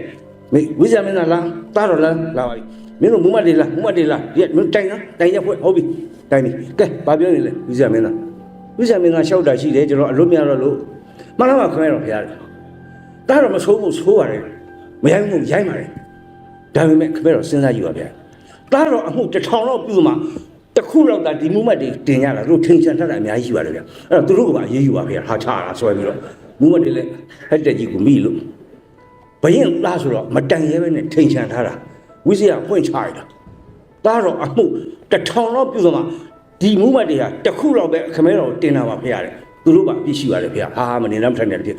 ထားတော့အဲ့ဒီမှာဘယင်ကဘာလုပ်လိုက်လဲဝိဇ္ဇာမင်းသားပြည်နေတံပေးလိုက်ကျော်သိမခွန်ရတင်ရော့မင်းတို့သွားပြီးတော့သမုဒ္ဒရာလွှဲပြီးတော့မဟာဝင်းကျန့်အလိုရဝိဇ္ဇာမင်းသားလင်္ကာဒီပကျွန်းပေါ်ကိုခြိချတဲ့နေ့ဟာမြတ်စွာဘုရားပြိဋိဘံဝန်ဆံတဲ့နေ့နဲ့တနေ့တည်းပါလို့ပြောပါတယ်ထားတော့အဲ့ဒီကနေပြီးတော့ဘာညာပေါ့ဗျာနော်အင်မတန်စိတ်ဝင်စားစရာကောင်းပါတယ်ဒီဇလန်အင်မတန်ကောင်းလို့အဲ့ဒီပုံမှာမိညာပြုပြီးတော့ဥပ္ပခါဒေဝီအမည်နဲ့စာရေးဆရာကျောက်ကစာအုပ်ရေးပါတယ်အဲ့ဒါစီစာအုပ်ပါလာတယ်ဤကကြောညာပြောင်းဝင်ခြင်းဖြစ်တော့ဤရှိတော့အောင်ပြစာအုပ်လေးနည်းနည်းပဲပါပါတယ်အဲ့ဒီကနေစလိုက်တာ1944ကနေ55ထိပြတ်ဆက်တီကကြတာဗျာအဲ့ဒီပြတ်ဆက်တီလည်းနိုင်ငံရေးအနှစ်သာရပါတဲ့ပြတ်ဆက်တီကြီးတဲ့ရှိနေတဲ့ဖက်စစ်ဆိုရနောက်တစ်ခါ40ဟိုတင်းကျတော့45ကျတော့ဂျပန်ဆိုရမရှိအဲ့ဒီမှာအုပ်ချုပ်သူတွေရဲ့ဖိနှိပ်မှုအဲ့ဒီမင်းတွေရဲ့ဖိနှိပ်မှုအာဏာကိုဆက်ကျင်တွန်းလှန်တဲ့ဆက်ကျင်တွန်းလှန်မှုအင်အားတွေပေးတဲ့အဲ့ဒီအဓိပ္ပာယ်ရသောပြတ်ဆက်များကကြတာစာရေးဆရာကြီးကြိုက်တာပေါ့ဗျာပြိဿကလည်းစာရေးဆရာကြီးကိုယ်တိုင်တရုပ်ဆောင်နေဆိုတော့အပြင်မှာစာနဲ့ပဲတွေ့နေရတာဟာကိုယ်တိုင်တက်တရုပ်ဆောင်နေဘယ်လိုများလောက်ကြအောင်မလဲတော်တော်ယူတဲ့ဟာတွေပဲပေါ့ဟုတ်လားဟာတနေ့သားမှာဘာလဲမသိဘူးကျွန်တော်လက်ရှင်တော့ကျွန်တော်မေးကြည့်တယ်ဦးလေးတော်လာစေမဆုံးခင်ကရှုံးဝမက်ဆင်းတဲ့ခုံလမ်းမှာတွေ့တော့ဦးလေးတို့ပြက်ဆက်ကတော့ဦးလေးပါဦးလားလို့ဦးလေးဆွေဆရာတော်လာဆွေပါတာပေါ့ကွာဦးလေးတော်လာဆွေကပချိုင်လေးနဲ့တရုတ်ကပြဆက်ကလေးသားဖြူတယ်ရက်ပြက်ပဲနဲ့ချောတယ်ဗျာလူကအဲ့တော့ဦးလေးဘယ်နေရာပါတယ်လက်ရှင်တော်ကလားလက်ရှင်တော်မဟုတ်ဘူးကွာဒါပြင်ဦးလေးဘယ်နေရာဒီပရီတိုမဟုတ်ဘူးကွာငါပါနေဘယ်နေရာလဲဒီပရီတိုရဲ့ထမင်းကျဲရဲ့နောက်လိုက်ငါပင်လေတမဟုတ်လေဘာလို့မျက်နှာတစ်ဖက်စီးထားတာပေါ့လေမျက်စိတစ်ဖက်ကမ်းပေါ့ကွာခပပြားကြီးနဲ့ပေါ့ကွာဒီတစ်ခေါက်ကြီးထိုးတော့ပစ္စတိုနဲ့တော့ဒါတွေပဲဆောင်းပြီးတော့ငါဦးလေးအဲ့လိုပြောတော့အတွေးကြုံကောင်းတော့ဦးလေးလက်ရှင်တော့အမေဒီပရီတိုရဲ့တပည့်နောက်လိုက်ပြီးပဲငါခေသူမဟုတ်ဘူးနော်ငါအခမ်းမြောက်ပဲငါတန်းဆွေရဲ့မင်းရှင်ငါအရက်တောက်နေကြတာပြဿနာကနေပြီးသူတို့အခမ်းမြောက်ဒီနောက်မှာကောက်နေကြတယ်အဲ့လိုတောက်နေတယ်ဘယ်သူလဲမသိဘူးနောက်တာသူ့အခမ်းမှုဆိုဟေးတော်စေမင်းခါရဘူးထွက်တော့ငါလည်းခွတ်ဆိုချပြီးတော့ထွက်ကြည့်တော့ဒီနားလှမ်းရောက်ကြည့်တော့အထဲမှာကငါရောက်မယ်ခံလည်းမဟုတ်ဘူးကွာလူကလည်းခုန2ယောက်3ယောက်ဖြစ်နေပြီလေမြင်ကွင်းပါတယ်အကုန်လုံးအဲ့လိုဖြစ်နေပြီငါလည်းတော်ရရတယ်မုန်းနေပြီအဲ့ကြည့်လိုက်တော့ဟာတော်လှပါလားဆိုပြီးတော့ငါလည်းအဲ့ဒီမင်းသမီးဝင်ပြီးတော့ဖက်လှမ်းပလိုက်တာနောက်မှပြန်သိတယ်အဲ့ဒါရာဇဓာတုကလေးအဖြစ်နေပေါ်တူဘီနောက်လိုက်ကဓာတုကလေးဝင်နှမ်းပြတာပြက်ပြီးတော့ပြဿနာအဲ့လိုလက်ထောက်အဲ့လိုပြဿနာတွေ့ကြုံနေအများကြီးပဲတဲ့ဗျအဲ့လည်းကျွန်တော်တို့လည်းကြားမိပါလိမ့်မယ်ဟိုတစ်နှစ်ကနိုဘယ်မြန်မာစာပေပွဲတော်မှာကျွန်တော်ဟိုတောင်းပေးတဲ့အတွက်ကိုဖေမြင့်ပေါ့နော်ဟိုဘုံကြီးဖြစ်သွားတဲ့ကိုဖေမြင့်မနှစ်ကလာတယ်ပြောတယ်နော်ဆရာဖေမြင့်ရဲ့ဘယ်သူလဲမသိဘူးနော်လာကြတယ်မောင်သားချိုပါဆရာမောင်သားချိုပါတယ်နဲ့တူအဲ့ဒီသူတို့ပြောကြတယ်ဒီကပြန်သွားတယ်နဲ့ဆရာဖေမြင့်လည်းဘုံကြီးဖြစ်သွားတာပဲအဲ့တော့ကျွန်တော်တို့ထဲရတယ်ဒီကပြန်သွားတာနဲ့နေဝိမြင့်မောင်သားကျိုးချီဦးညိုဖြစ်ဖို့တော့မရှိဘူးဖြစ်ချင်းဖြစ်သဘုံပဲဖြစ်တော့မှာအဲ့မှာအဲ့လိုကာရင်နဲ့55ခုနှစ်ထိကာရင်နဲ့17နှစ်ကနောက်နှစ်တည်းကစပြီးတော့အိုးစာဆိုရနေကိုကျင်းပကြတာဟောပြောဝဲတွေတကြီးပူဇော်ဝဲတွေညဉ့်ကြီးရှင်ဖြစ်ဆိုဝဲတွေအဲ့ဒီကစလိုက်တဲ့အစင်လာကြီးကအခု2016ဗျစာဆိုတော်နဲ့သတ်မှတ်ထားကနရောလာဆန်းတရက်နေ့အခုနရောမဟုတ်တော့တောက်ချောက်ကြီးဖြစ်သွားပြီအခုကြည့်တော့နရောပြာသူတဟိုတဲ့တပေါင်းခဏလေးတခုရောက်တော့မယ်ဗျာဟာတောက်လျှောက်ပြီးရင်ခုဂျွန်လပြီးရင်ဂျွန်လ19ရက်နေ့ဒေါန်ဆန်းစုကြည်မွေးနေ့ရန်ကုန်မှာလောက်ကြအောင်မယ်ဟောပြောပွဲတွေ NLD ကနေပြီးတော့ကျွန်တော်တို့ခေါ်ထားတာရှိတယ်နောက်တစ်ခါခဏဇူလိုင်ကျတော့လာအောင်မယ်ဗျာဟာခုနက7 July အမှတ်တရလာအောင်မယ်ကျွန်တော်ထင်တယ်19 July အမှတ်တရလည်းလာအောင်မယ်လောက်ကြတာအာဇာနည်နေ့ဆက်သွားပြီဘယ်လောက်ကြည့်လဲဆိုတော့ကျွန်တော်မရယာဘက်မှာသမီးလေးတင်မွန်းတက်ကိုစာပေဟောပြောပွဲလုပ်တာ ကျွန်တော်ရဲ့ကိုနေဝင်းမြင့်ရဲ့လင်းသားဆော့ချီသွားဟောရတယ်အဲ့သမီးလေးဘလောက်စာဖတ်မဖတ်တော့မသိဘူးလှုပ်တော့လှုပ်ပေးခဲ့ရတာအဲ့ဒီလိုအစဉ်လာကြီးမားသောယဉ်ကျေးမှုနောက်ခံတုတဲ့ကြီးသောစာပေဟောပြောပွဲဖြစ်ပါတယ်အဲ့ဒါကိုစင်ကာပူကနေပြီးတော့အခုလိုစောစောပိုင်းတော့လူကြီးတွေလှုပ်တယ်ပေါ့ဗျာအခုအဖြေတော်လက်များတစ်စင်ကမ်းပြီးတော့အခုလိုအောင်ရင်လှုပ်နိုင်တဲ့အတွက်လည်းအင်မတန်ကျေးဇူးတင်ပါတယ်ကဲအဲ့တော့နောက်တစ်ခုပြောင်းကြအောင်ကျွန်တော်တို့ရတာအချိန်တစ်နာရီခွဲပဲရတယ်ကိုနေဝင်းမရှိကနိုင်ငှားထားတယ်နိုင်ကြည့်အောင်25မိနစ်ရှိပြန်ပေးရမှာလားဂုဏ်ပြုသောအဖြစ်ကျွန်တော်လည်းကြပြရွတ်ပါမယ်ကြပြကျွန်တော်တအားချစ်တယ်ကိုကလည်းကကြပြဆရာမဟုတ်တော့လေကြပြဆရာမဆိုပိုးတောင်ချစ်သေးကျွန်တော်လည်းကျွန်တော်တို့ဂုဏ်ပြုကြရအောင်ပြည်မျိုးရဲ့တောင်ဘက်ရွှေတောင်အပိုင်းဝလဲရွာမှာမွေးတဲ့မောင်လုံးကလေးသိကြပါလိမ့်မယ်နော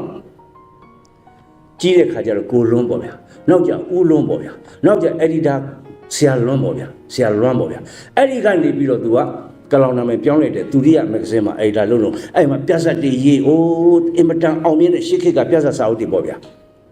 ဒီမောင်လုံးလေးရဘယ်လောက်ထိလဲဆိုတော့ तू ကရွှေတော်ရမှာဝလဲရမှာဝေးပြီးတော့မန္တလေးမြတော်၌စာသွားတဲ့ချိန်မှာအသက်9နှစ်20နှစ်သားအရွယ်မှာတီဝမင်းစုဖျားလာပါတော်မူတာကိုမြတော်တိုက်အပေါ်နေလှမ်းပြီးတော့မြင်လိုက်ရတာရောင်ပေစုလေးနဲ့အဲ့ဒီကမောင်လုံးလေးရင်ထဲမှာစူပေါက်တာဝန်သားလူလက်ခိတတရားပါသွားပြီကျွန်ဖြစ်ပြီဆိုတာလေငယ်လေးရဝင်သွားအဲ့လိုနဲ့တဖြည်းဖြည်းကြီးလာအဲ့ဒါဆရာလွန်ဖြစ်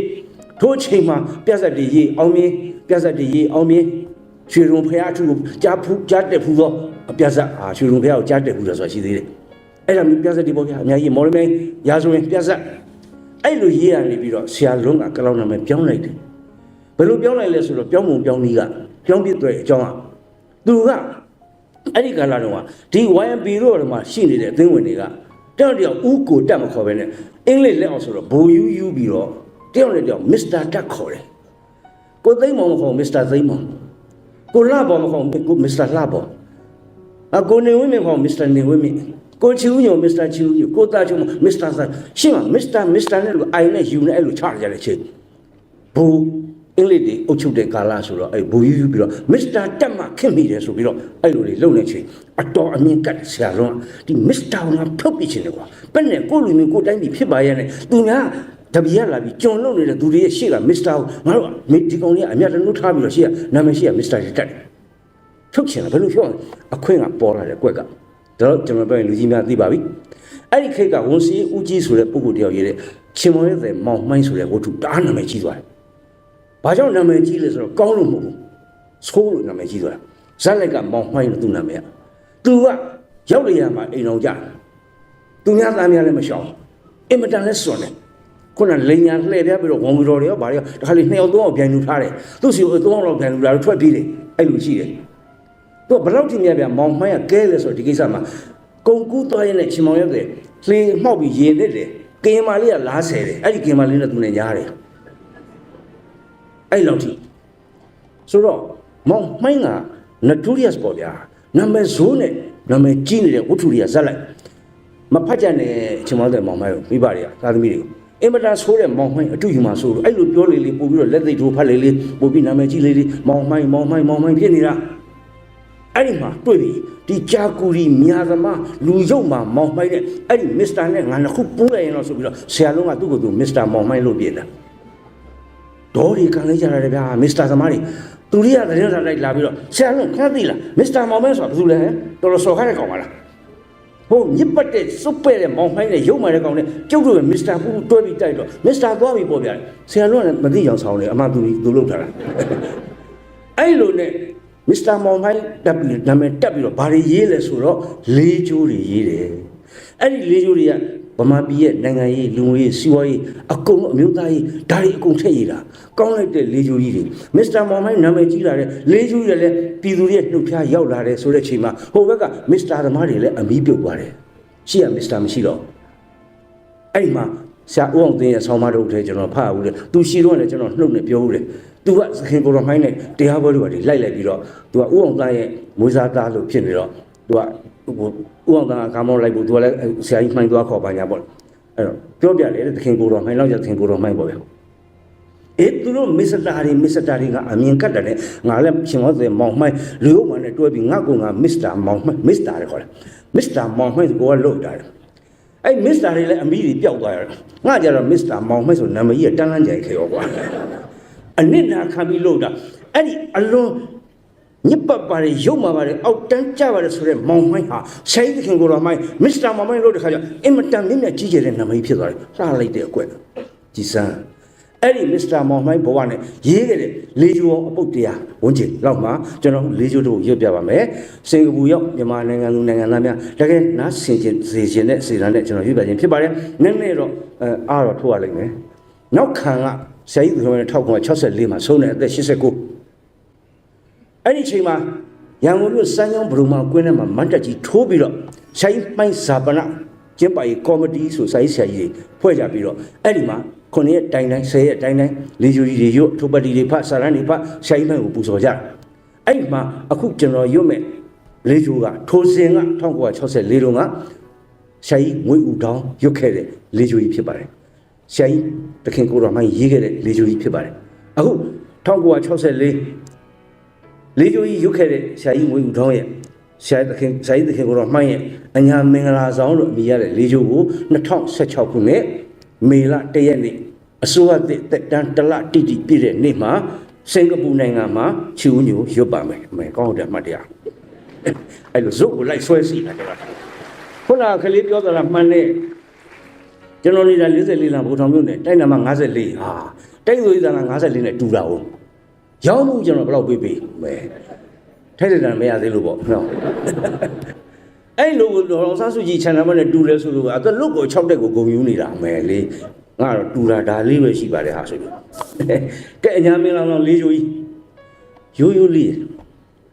လေးချိုဆိုတာကခုနကဆန်နွေးမြေရုပ်တော့လဲလေးချိုပဲသူကောင်းမှာတဲ့တပြေညိုငါကောင်းမှာတဲ့ဆရာကြီးမင်းသုံးပဲလေးချိုဆရာကြီးမိုင်းကအဲ့ဒီလေးချိုလေးတွေကိုကာယနဝေတွေထက်ထက်လိုက်ပြီးတော့စထောင်းလေးချိုကြီးလို့ခေါ်တယ်လေးချိုနဝေကာယနဝေတွေကပြုတ်နေတာပဲတခါလေရှင်းတော့ကတော့ဒီလေးချိုနဲ့ငိုချင်းချရတယ်ဇက်တွေရုပ်သေးတွေမှာမင်းသားမင်းသားလေးချိုနဲ့ငိုချင်းချတိန်နေတိန်နေပါကြိုက်ကြတယ်ဒါပေမဲ့ဆရာကြီးမိုင်းလက်ထက်ရောက်တော့ဒေါ်မာတို့ရေးထားတာအဲ့ဒီဇက်တပင်ရုပ်သေးတပင်စင်တက်မှာပဲရှိနေတဲ့လေးချိုကိုဆရာကြီးမိုင်းဟာမြန်မာစာပေတွေကိုဆွဲခေါ်ပြီးတော့နိုင်ငံရေးနှစ်သားတွေထည့်ပေးလိုက်တယ်ဆရာကြီးမိုင်းဖြစ်တယ်သူ့အလှည့်ကြတော့လေယူကြီးတွေကိုကာယနဘေးတွေပြတ်နေအောင်သူကရေးတော့တာတိတ်ကောင်းတာပဲလူလူတော်မှာရေးဘူးတာရှိတယ်ဆိုင်းဆရာကြီးစိတ်ပေးတာဆိုင်းဖျားလို့ပြောရတယ်ပဝိုင်းလေးကိုဝင်ပြီးတော့ပတ်စာညှိထားတဲ့ဆိုင်းလောက်ထောက်လက်ထောက်ကသူကနေပြီးတော့တီးလိုက်မလို့လက်ရွယ်လိုက်တဲ့နဲ့ပတ်လုံးကြီးကအလိုလိုတန်ထွက်လာသလိုပဲသူ့ကြောက်ပြီးတော့အဲ့လောက်ထီအောင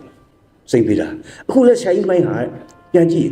ကလောင်ကန်လိုက်တာနဲ့ကာယနဘေးတွေကအလိုလိုပြုတ်ပြီးထွက်လာလို့ပဲစိတ်ကြသူ့အရင်သုံးမှာငါအရင်သုံးအဲ့လောက်ကောင်းပါတယ်တကယ်ပါရမီရှင်ကြီးပါပြီးတော့ကာယနဘေးလည်းမကြီးရထမကြီးခိုင်းလေးကိုကျွန်တော်ဟုတ်လို့ဆွဲချလိုက်ရင်ပြောင်းသွားတဲ့အချိန်မှာလက်ထဲမှာမကြီးရွက်ကလေးအထက်လိုက်ကြရင်ခဲ့အဲ့လိုပဲသူ့ရဲ့ကာယနဘေးလည်းအထက်လိုက်တိတ်လှပါတယ်အညာမင်္ဂလာဆောင်လေးကျိုးကြီးယူရင်းရှင်းနဲ့ကျွန်တော်လုပ်ကြည့်ပါမယ်နော်လေးကျိုးကတချင်းလို့ဆိုလို့မရအောင်ကြပြလို့လည်းအချောက်တက်ရွတ်လို့မရအောင်သူအတန်လည်းထည့်ရတယ်မထည့်အောင်လည်းဆိုတယ်ညီးလည်းမညီးရဘူးငိုလည်းမငိုအောင်သူဆိုအားလည်းပါတယ်သူဆိုလည်းနည်းနည်းတော့ညီးတန်လည်းပါတယ်တော်တော်ခက်ပါတယ်အညာကဆရာကြီးဆိုပို့ရတယ်ကျွန်တော်ထင်တယ်ဆရာတင်မိုးလို့ဘာဆိုပို့ရမှာဒါကြီးအညာမင်္ဂလာဆောင်ကျုပ်တို့ညာမမင်္ဂလာတစ်မျိုးဟိုသာပါအဟုတ်ပြဓမ္မရာအစင်လာမညှိုးခဲ့ပြီအယုတမယရှေလူပဖွားကလည်းကြီးတစ်ဆောင်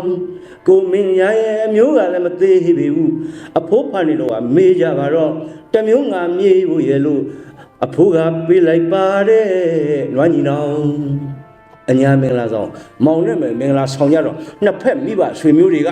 ကဥရိယကြီးရွာတို့ပါမှာပေါ့ခင်ထူလို့ရွာတို့ပေါ့နော်လက်ဖွဲ့ပေးကြတာရော့ဟတ်နွားရော့ဟဲ့ပါအဖွားကလည်းကြီးတစ်ဆောင်နော်ဖိုးဖာနေတော့ရော့အဖိုးကလည်းနွားညီနောင်ရော့လောက်ကန်စားတော့ကြပြီရော့မြို့မင်္ဂလာဆောင်နဲ့မတူကျွန်တော်မျိုးကျတော့သိတဲ့အတိုင်းပဲဓာတ်ဘူးလေးသေးသေးလေးဝဲထုတ်ကြီးထုတ်ထည့်ပြီးတော့ပြီးတော့ဟိုကြစားပြီးပူတာအိတ်ထည့်ယူလားခါလီတီလက်မပေးလို့ပေါက်သွားနှမျိုးရတာလေးသိလားအဲ့လိုမျိုးတွေပေါ့ဗျာအဲ့ဒါကြောင့်ရေးထားတာစချီလာတာကျုပ်တို့ညာမမင်္ဂလာတစ်မျိုးဟိုသားပါအဟုတ်ပြုဓမ္မရာအစင်လာမညှိုးခဲ့ပြီအယုတမယရှေလူပဘွားကလည်းကြီးတစ်ဆောင်ကိုမင်းရရဲ့အမျိုးကလည်းမသေးပြီဘူးအဖိုးဖာနေတော့မေးကြပါတော့တမျိုးငါမြေးဖို့ရဲ့လို့အဖိုးကပေးလိုက်ပါတယ်နွားညီနောင်ကြီးတစ်ဆောင်နွားညီနောင်ဒုတိယပတ် အော်အမိဖာတို့ကလည်းပြဝဝပေးမှုချမ်းသာတဲ့သူတွေဆိုတော့ရှိသမျှကုန်းကြီးကုန်းရောလို့လက်ဖွဲ့ပေးတာမယုံရင်ကျုံးနေမေးပါတော့အလုံးတစ်ခွင်မှာဂုံးအင်းကလည်းမသေးပါဘူးဘယ်နေရာတွေလဲမုံရွေးကြေမုံချောင်းနဲ့တလွှားစီကအထက်ညာပေါ့ဗျာမုံရွေးလူကြေမုံတို့ချောင်းအလုံးကြီးအကုန်မှာပြောမှုတွေကလည်းများလိုက်ပါပြီတဲ့အညာသားနဲ့ဆိုမှအရသာရှိတာကျွန်တော်လည်းအညာသားပြက်သွားပြီလူကအညာသားဖြစ်ပြီးတော့ရန်ကုန်ရောက်တာကြတော့ကျွန်တော်ကဘာဖြစ်လဲဆိုအောက်ကလီအားဖြစ်တယ်အော်ကြီးအိုလည်းမဟုတ်အားလည်းမဟုတ်ကြီးလူကြက်လူလည်းအောက်ကလီအားဆိုရလို့အဲ့ဒီမှာဆွေသားချာဆွေသားရင်ချာညာရကမိတ်တို့ကိုလာအဖေကသွားပြီးတော့သူ့မျိုးစီအဖေသွားရင်ကလားစရာဖိတ်ခဲ့တာနဲ့ငါသားမင်္ဂလာဆောင်ဟေးလာကြပြီညရင်ညနေအစုံလာကြတော့ဘာဒီပါလာလဲခြုံစရာအကွက်ဖြင်းဆောင်တစ်ခုငယ်ပြင်းဂုံပေါ်ပါတပတ်ချင်းလုံးကလည်းတစ်ခုပါပဲပါလာကြတယ်နော်လုံကိုင်းဝဲတော်လေရတခင်းငယ်ပြင်းလက်ဖွဲ့တွေပေးတာနော်ပြောင်းခင်းတစ်စလဲဝင်းနဲ့ရောဟာတစ်စလဲဝင်းနဲ့ပြောင်းခင်းလက်ရှင်ဇဘာ20ထွက်ကိုလာဇဘာ20လက်ရှင်နဲ့ပေးသေးတယ်ကိုမင်းရရဲ့ရှေးဆက်ဆက်အကျွတ်တဲ့အဝေးမထွက်ရအောင်လို့လေကွယ်ပေးလက်ဖွဲ့နှောင်းဟာလက်ဖွဲ့တွေရကြတာ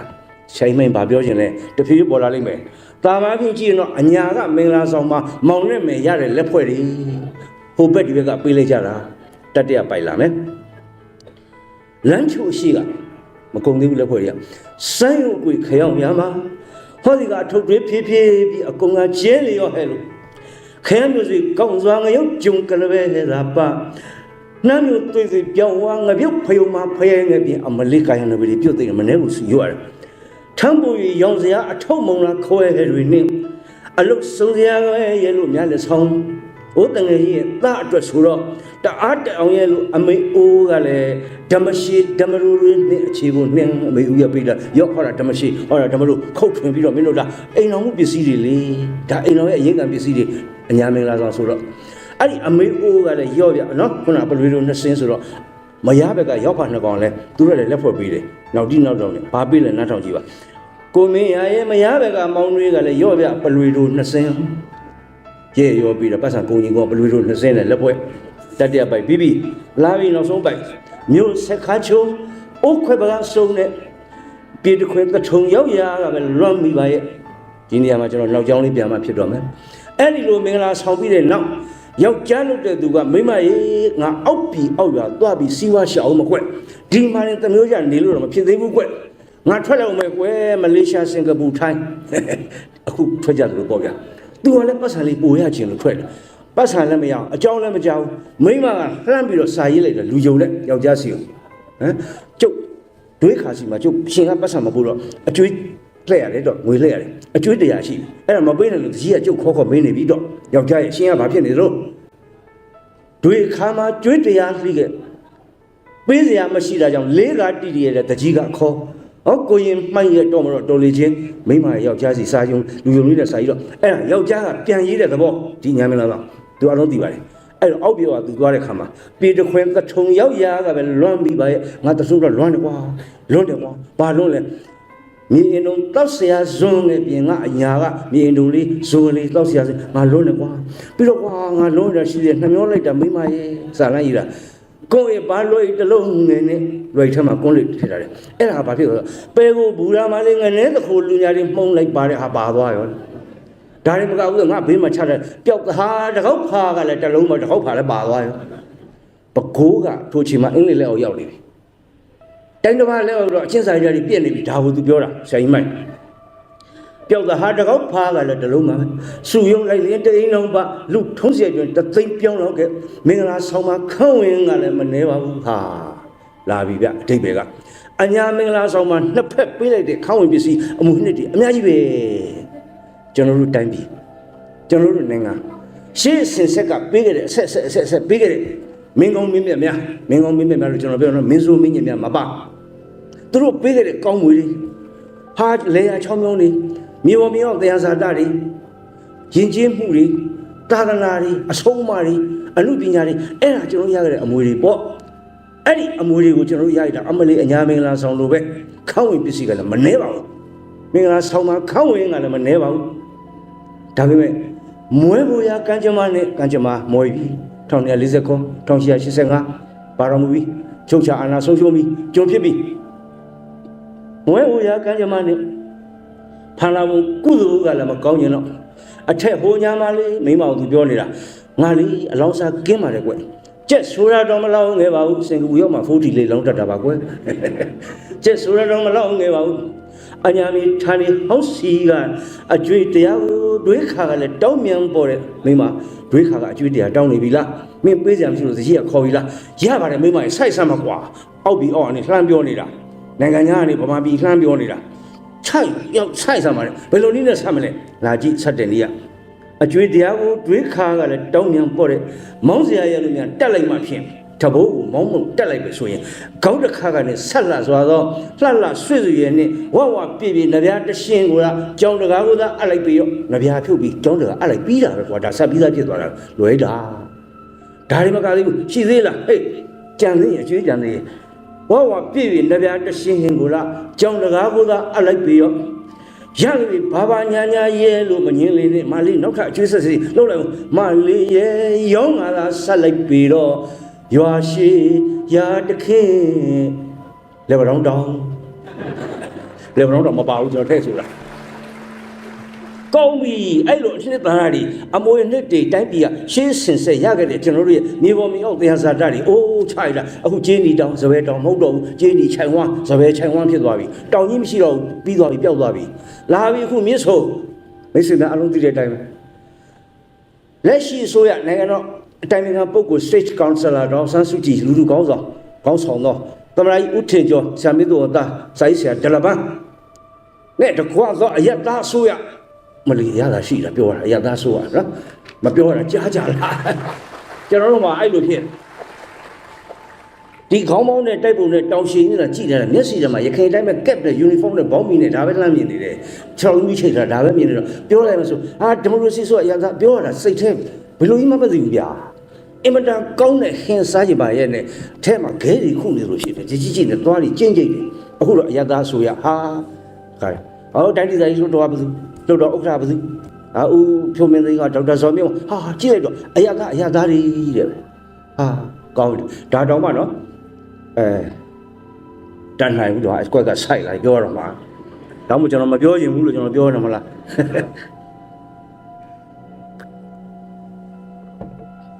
ကောင်းလေးတွေလည်းမြောက်ပေးထားတာ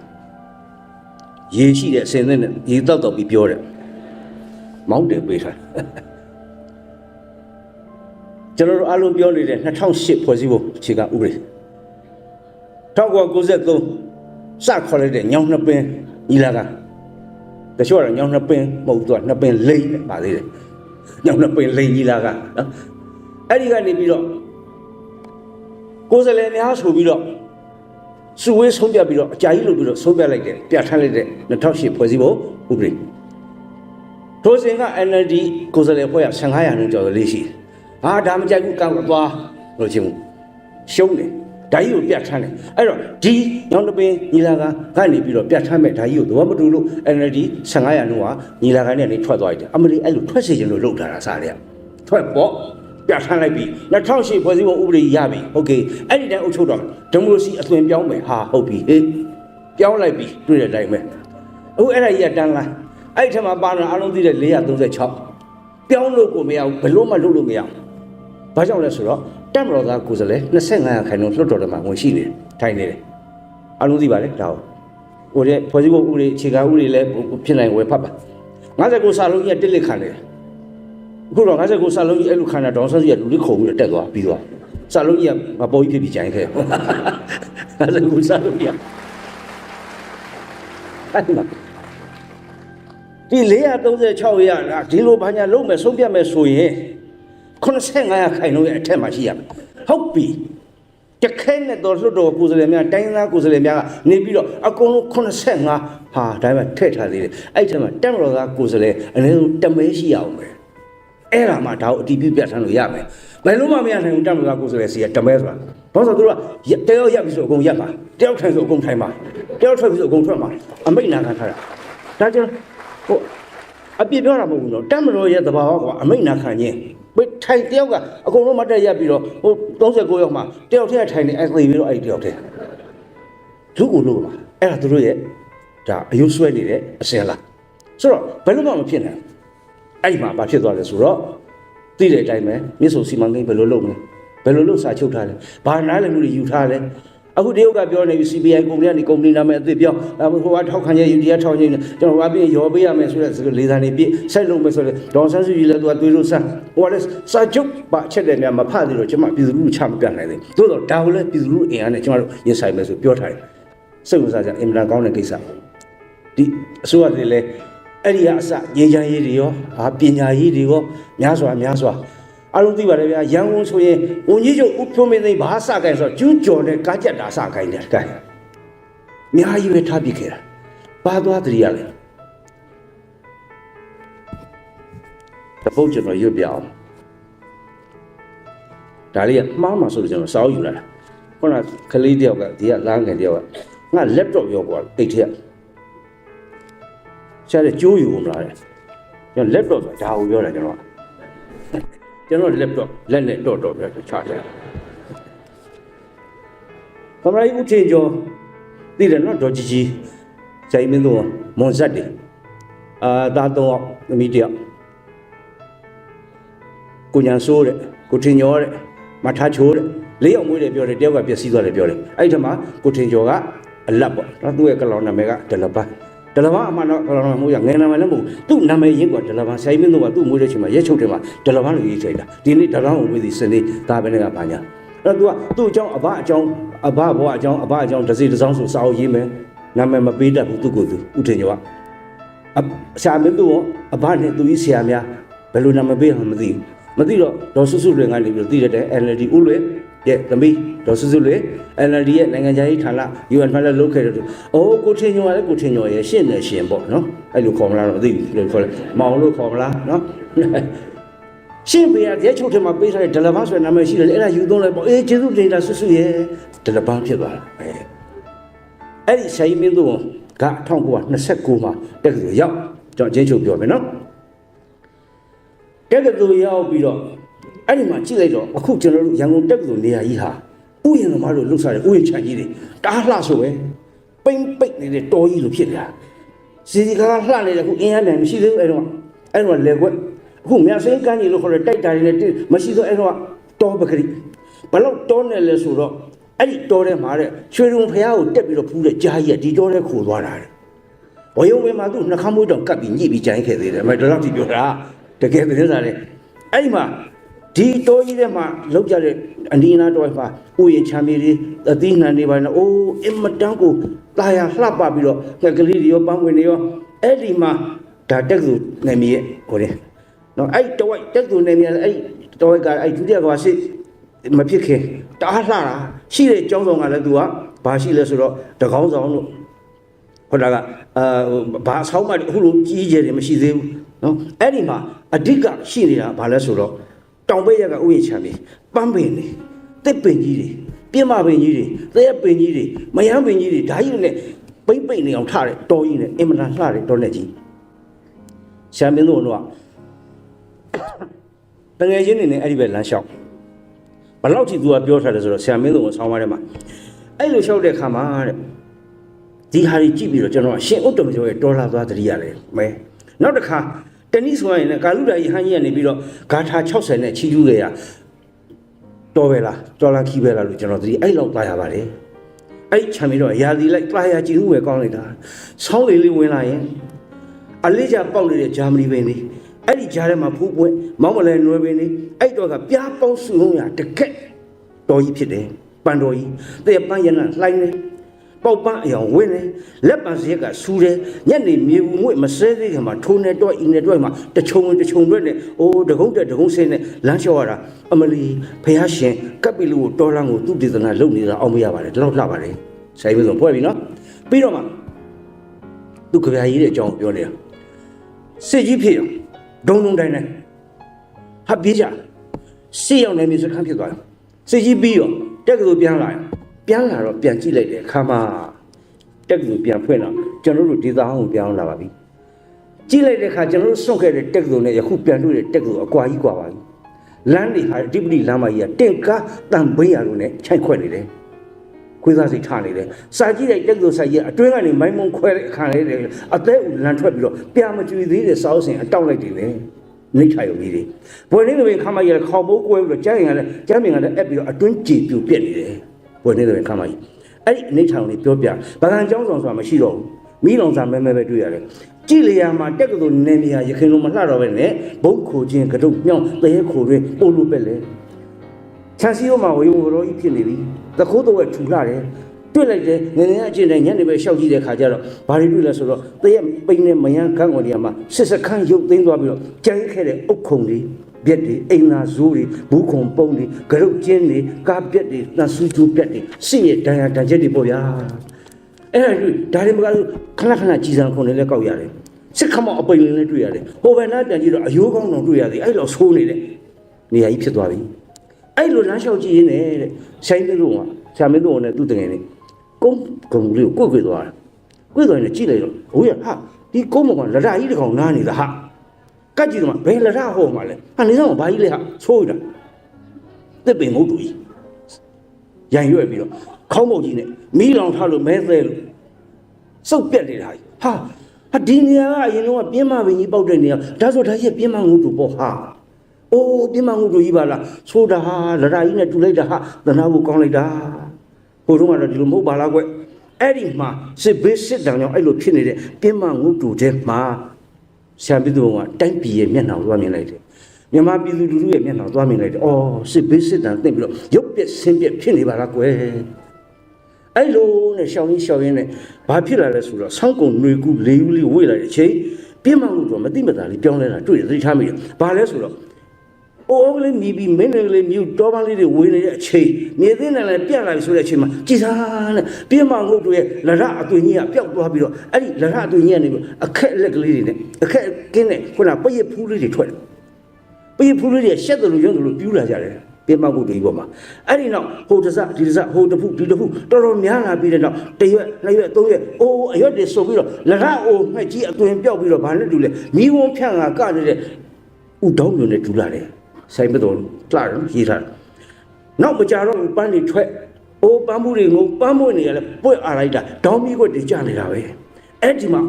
အာခပြင်းမငုတ်တော်လားဟဲ့အဲ့ဒီမှာဆာမင်းတို့ကစိတ်တဲ့ငါတို့မြန်မာပြည်ကြီးကလည်းဒီတိုင်းပဲငါတို့ရဲ့တိုင်းရင်းသားပြည်သူလူထုအားလုံးကလည်းကြိုးရမှကောက်ပင်းရမှကြကန့်ရမှမြင်နိုင်ပါစေတော့ပြင်းမငုတ်တော်ကဲ့သို့အဲ့လိုဖြစ်ပါစေတော့ပြင်းမငုတ်တော်ခမရသူရဲကောင်းပါလားဗျာအဲ့ဒီကြပြဟာ1900နဲ့ကျွန်တော်တို့ဘယ်ချင်းကရေးခဲ့လဲဆိုတော့49နှစ်ကရေးခဲ့အခုချိန်မှာကျွန်တော်ဒီကြပြပြန်အသက်ဝင်လို့စစ်ဘေးစစ်တမ်းရဲလို့မဟုတ်ဖဲနဲ့စစ်အာဏာရှင်စနစ်လက်အောက်မှာပြားပြားဖို့ခံခဲ့ရပြီးတော့အကြောက်တရားတွေနဲ့အဂတိတရားတွေနဲ့အဲ့လိုခံခဲ့ရတဲ့ကျွန်တော်တို့ရဲ့တိုက်ပြည်ဟာပြင်းမငုတ်တို့ပါပဲဖြစ်ခဲ့တာပါပဲအခုတော့ရွက်သစ်တွေဝေးလာပြီအာကပြင်းမငုတ်တို့သူရဲ့ကောင်ဒေါင်းပင်ဝုံကွက်ကဲ့သို့သောပန်းမွင့်တွေပွင့်လာတဲ့ကျွန်တော်တိုက်ပြည်အခုဖြစ်ပြီဆိုင်ပြည်သူကြပြအခုတည်းသက်ဝင်တယ်အဲ့ဒီပေါ်မှာဆရာကြီးကကြပြရေးတယ်ဒါဆင်ကြည့်ပါ17ရက်တလ1949မှာရေးတဲ့ကြပြပါပြင်းမငုတ်တို့ဖုတ်ဖြစ်ရွတ်တော့ငှက်လက်ထားတယ်ပြင်းမငုတ်တို့တက်ကြအိုစီကုန်းမူထက်တွေတပင်ဒီသူဒီပေါ့ပြင်းမငုတ်တို့ဆိုးတာကွာဆိုအကွေးတက်ခေါင်းဆွေးလဲအဖိတ်တက်လာအိုင်းအမာတို့ကျေစွာဟက်ပက်ချအိမ်ပြက်ဟာဆိုးတာတော့သူကြီးထိုပင်ငုတ်တို့ပြင်းမအိုစီစစ်ကိုလဲကြုံချအောင်လဲဖြစ်ဓာတ်ချလဲခံနေလျံလဲတိုက်လေပြင်းခိုက်လေဒါပေမဲ့မငိုက်ဥခေါင်းຫນွေသစ်လောင်းတော်ရွက်ဟောင်းညာကျွေရွက်သစ်ဝေလေပြည်တွဲတင်ငယ်ရုပ်ဆင်သည်အသင်ယောက်ျားကောင်းတကပြင်းမငုတ်တော်ကကျွန်တော်တိုင်းပြည်ပါပဲအခုချိန်နဲ့အတူတူပါပဲလေပြည်ထဲမှာငယ်ရုပ်ဆင်နေတဲ့ကျွန်တော်တိုင်းပြည်ဖြစ်ပြီအဲ့ဒါကိုဆရာကြီးမင်းတို့ကြဗျာကျွန်တော်အမှတ်တရဒီမှာရွတ်ပါတယ်သို့တော်လဲခံရအောင်မယ်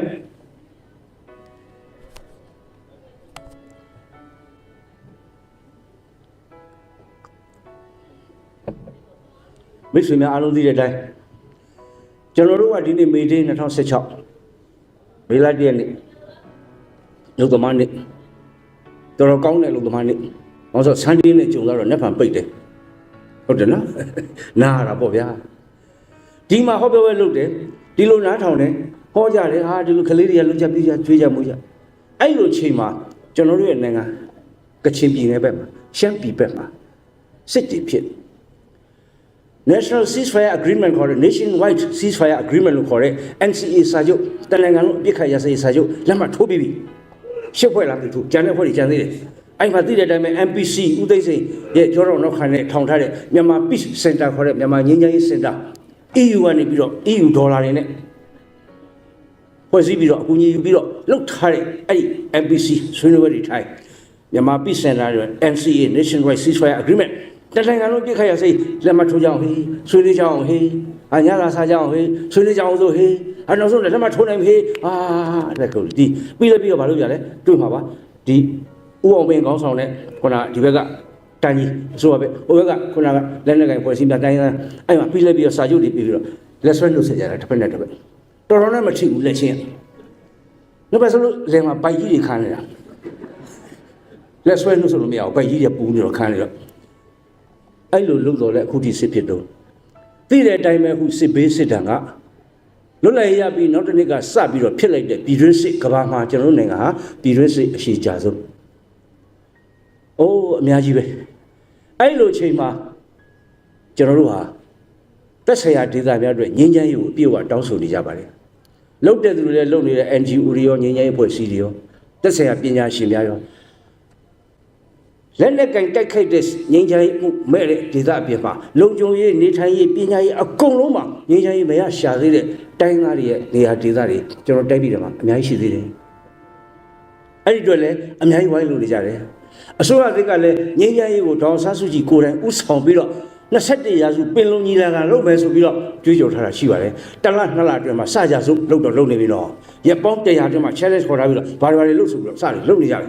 မိတ်ဆွေများအားတက်ဆရာအဲ့လိုလုပ်နေတဲ့အချိန်မှာပဲသိတဲ့အတိုင်းစစ်ရှောင်ဒုက္ခတွေစစ်ဘေးဒုက္ခတွေရှိနေတော့အဲ့ဒီသတင်းတွေကြားရတယ်ပြီးတော့မြန်မာနိုင်ငံဟာကမ္ဘာမှာတတိယရထားတာရှိတယ်နော် third level မှာရှိတယ်အမလေးလဲတာမဟုတ် standard ဘယ်မှာလဲဆိုမြေမြုပ်မိုင်းကြောင့်ထိခိုက်ထားရမှုအများဆုံးတတိယရတယ်ကျွန်တော်နိုင်ငံကအများကြီးပဲမြေမြုပ်မိုင်းတွေသမရဦးထင်ကျော်ပြောပြီးဟိုနေ့ကမြေမြုပ်မိုင်းအန္တရာယ်ကင်းရှင်းလေးကိုဦးစားပေးဆောင်မယ်ဒုက္ခတွေရောက်လာပြီခလေးလေးတွေတားမိတွေသွားရင်လာရင်လည်းမိုက်တက်နေပြီးတော့ခြီပြက်လက်ပြတခါလေအသက်ပါသွားခါလေးသားမိ2ယောက်သားညာဘက်ပြတ်တယ်အမေကဘယ်ဘက်ပြတ်တယ်ဟာအဲ့လိုတွေဟာတကယ်မကြောက်ဝမနာသာအနိဋ္ဌာယုံများမကြားရစရာမမြင်ရစရာတွေတိုက်ပြီးမအများကြီးရှိသေးတယ်အထူးသဖြင့်အဲ့လိုအဆက်ဒေသနေဆက်ဒေသတွေအဲ့ဒီအတွက်ငြိမ်းချမ်းရေးကိုတောင်းဆိုတဲ့အနေနဲ့ကျွန်တော်တို့ဒီကနေပြီးတော့ဗာလေးပြောချင်လဲဆိုတော့တရားလေးတစ်ပုဒ်ကျွန်တော်ထားယူပါမယ်ရေးသူကဘယ်ရှာဟိန်းဖြစ်ပါတယ်သူကကာယနာပေလေးနဲ့ကျွန်တော်ခုတ်တက်ရုပ်ခဲ့တဲ့လေးချိုးလို့မဟုတ်တော့သူကျတော့တန်းစီပြီးရေးသွားတယ်နားလည်လွယ်အောင်ကျွန်တော်တို့ FM တွေရှိပါတော့လားရေဒီယိုတန်လွှင့်ဌာနတွေလေဗမာပြည်မှာတော့ City FM ရှိတယ်မန္တလေး FM ရှိတယ်ဗကန်း FM ရှိတယ်ရွှေ FM ရှိတယ်အတန်လွှင့်ဌာနတွေအတန်လွှင့်ကြတာလေဒီမှာလည်းတန်လွှင့်ဌာနရှိမှာပေါ့စင်ကာပူတဲ့နော်ရေဒီယိုတွေအဲ့အစလန်ဌာနလို့ထုံးစံနဲ့ तू ကစဆိုင်မနဲ့ခွန်နိုင်ဆိုရင်ဒီကနေ့တနေ့စာအတွက်ဘာတွေရှိပါလဲဆိုတဲ့အစီအစဉ်တွေ तू ကဖတ်ပြတယ်လေကောင်မလေးကနောင်စာလေးအတန်လွှင့်တဲ့ကောင်မလေးအဲ့လိုပဲဟိန်းကအဲ့ဒီပုံစံလေးယူပြီးတော့ရေးထားတယ်သူ့ရဲ့အတန်လွှင့်ဌာနကဘာလဲဆိုတော့မနောမီ FM မနောမီဆိုကချင်ပြည်ပေါ့ရဒီကနေ့အတွက်ထုတ်လွှင့်မဲ့အတန်လွှင့်အစီအစဉ်များယခုစတင်ဖတ်ကြပါမယ်ရှင်နာနဲ့ခွန်နိုင်မှာနဝင်းပြည်အမြောက်တန်အစီအစဉ်ဖြစ်ပါတယ်စားရဲကွာအဲ့ရနဲ့စားစစ်ကိုစန့်ကျင်ထားတယ်ခွန်နိုင်35မှာ running guide အစီအစဉ်ဖြစ်ပါတယ်ခွန်နိုင်50မှာတော့တို့တွေပုံကြမယ်ဆိုတဲ့အားကစားအစီအစဉ်မှာနာနဲ့8နိုင်15မှာမေမေကိုပြန်ခေါ်ပေးဆိုတဲ့အစီအစဉ်ဖြစ်ပါတယ်9နိုင်မှာမျှဝေပေးမှာဝန်းပြက်ဝန်းလျှော်ရောဂါဖြစ်ပါတယ်နာနဲ့9နိုင်40မှာသေမင်းနဲ့တိုင်ဘယ်သူနိုင်အစီအစဉ်မှာနာနဲ့10နိုင်25မှာဂျုံးခက်တောင်မှကျွတ်ကျော်ဟင်းချက်အစီအစဉ်ဖြစ်ပါတယ်ငင်းရိုင်းဟက်ကိုကျွတ်ကျော်ရတာ7နိုင်7မိနစ်မှာတော့အလောင်းရေကြည့်အဖေညှိညာစမ်းစီစဉ်ဖြစ်ပါတယ်7နိုင်ခွဲမှာပြာကျသွားသောရွာလေးအပိုင်းငါကြီးသွားစီစဉ်7နိုင်7မိနစ်မှာရန်စိတ်တက်ချင်းကင်းလို့သောစီစဉ်7နိုင်40မှာဂျိုင်းတောက်အများလုံးဤစီစဉ်နေ့လယ်7နိုင်10နိုင်15မှာတော့ချစ်စရာအရွယ်ငတ်ကြမယ်အစီအစဉ်10နိုင်35မှာ bullets in the bodies အင်္ဂလိပ်စာအစီအစဉ်2နိုင်မှာကောင်းငင်ဘော်ကမရဏငှက်များအစီအစဉ်2နိုင်20မှာလေးစားမှတ်သားဟစ်တလစကားအပိုင်း6အစီအစဉ်ညနေ3နိုင်မှာတော့ငိုကြမယ်ယူကြမယ်အစီအစဉ်ညနေ3နိုင်မှာတော့ပြစ်ချင်းပြစ်မှန်ရင်မှန်သေးချင်းသေးရှင်းချင်းရှင်းအစီအစဉ်စစ်ဖြစ်တော့3နိုင်55မှာဖေဖေကိုရှာဘဲခါမတွေ့အစီအစဉ်4နိုင်20မှာနိုင်ငံတကာမှာလက်နဲ့ဆမ်းများအစီအစဉ် လေးနိုင်90မှာငှက်ဖျားတက်တာမခက်ပါအစီအစဉ်9နိုင်ခွဲမှာ Hill of World တချင်းဖန်တီးရှင် Michael Jackson နဲ့တွေ့ဆုံရေးအစီအစဉ်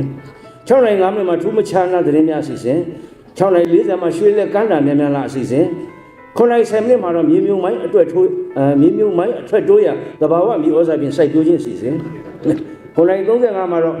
season 8အနေနဲ့ပက်ပက်ဆက်ဆက်တက်အစီအစဉ်စစ်ကူပြောတာကျွန်တော်မှတ်မိပါသေးတယ်တခါတော့ဒီမှာကျွန်တော်2009ကပြောဥပါတယ်တောင်ကုန်မျိုးကကျွန်တော်မိတ်ဆွေကြရဆရာတောက်ရေးထားတဲ့ကြရနှစ်ကျောင်းလို့ဗျာတအားလှတုံးလုံးပက်လေပြီးသွားပြီခေါင်းစဉ်ကစစ်အဲ့ဒါခင်မင်းရင်းနေတဲ့ဦးစိန်ငယ်ငယ်လေးတစ်ပါးမေးတယ်တခါကြီးတဲ့အဲ့ဒါကစစ်ဆိုရင်အချစ်ကိုဖွဲ့ကားမအောင်နဲ့အဲ့လိုနှစ်ကျောင်းကြဗျာမယ်ဆန်းကျွန်တော်လည်းဘာမှမလုပ်လို့တော့ဦးစိန်အဲ့ဒီစစ်နေရာမှာအချစ်လို့ပြောင်းလိုက်လို့သူလည်းဒုံလုံးတက်တုံးလုံးပက်လေပဲဆိုတော့အေးဗျာစဉ်းစားဗျာဒါလည်းရတာပဲဗျာဟုတ်တယ်တဲ့ဘယ်လိုကွာလဲတဲ့ထတ်တွန့်မေးပြန်ဦးစိန်ဆိုတော့ဖြေရခက်ကျွန်တော်လည်းခေါင်းနဲ့ပေါ်လာတယ်ပြောလိုက်တယ်ဦးစိန်အဲ့ဒုံလုံးတက်တုံးလုံးပက်လက်ချင်းတူစစ်ကနလန်ထူသေးတယ်အချစ်ကဘယ်လိုမှအနာမထူတော့ဘူးနလန်မထူတော့ဦးစိန်သတိထားတော့အေးဗျာ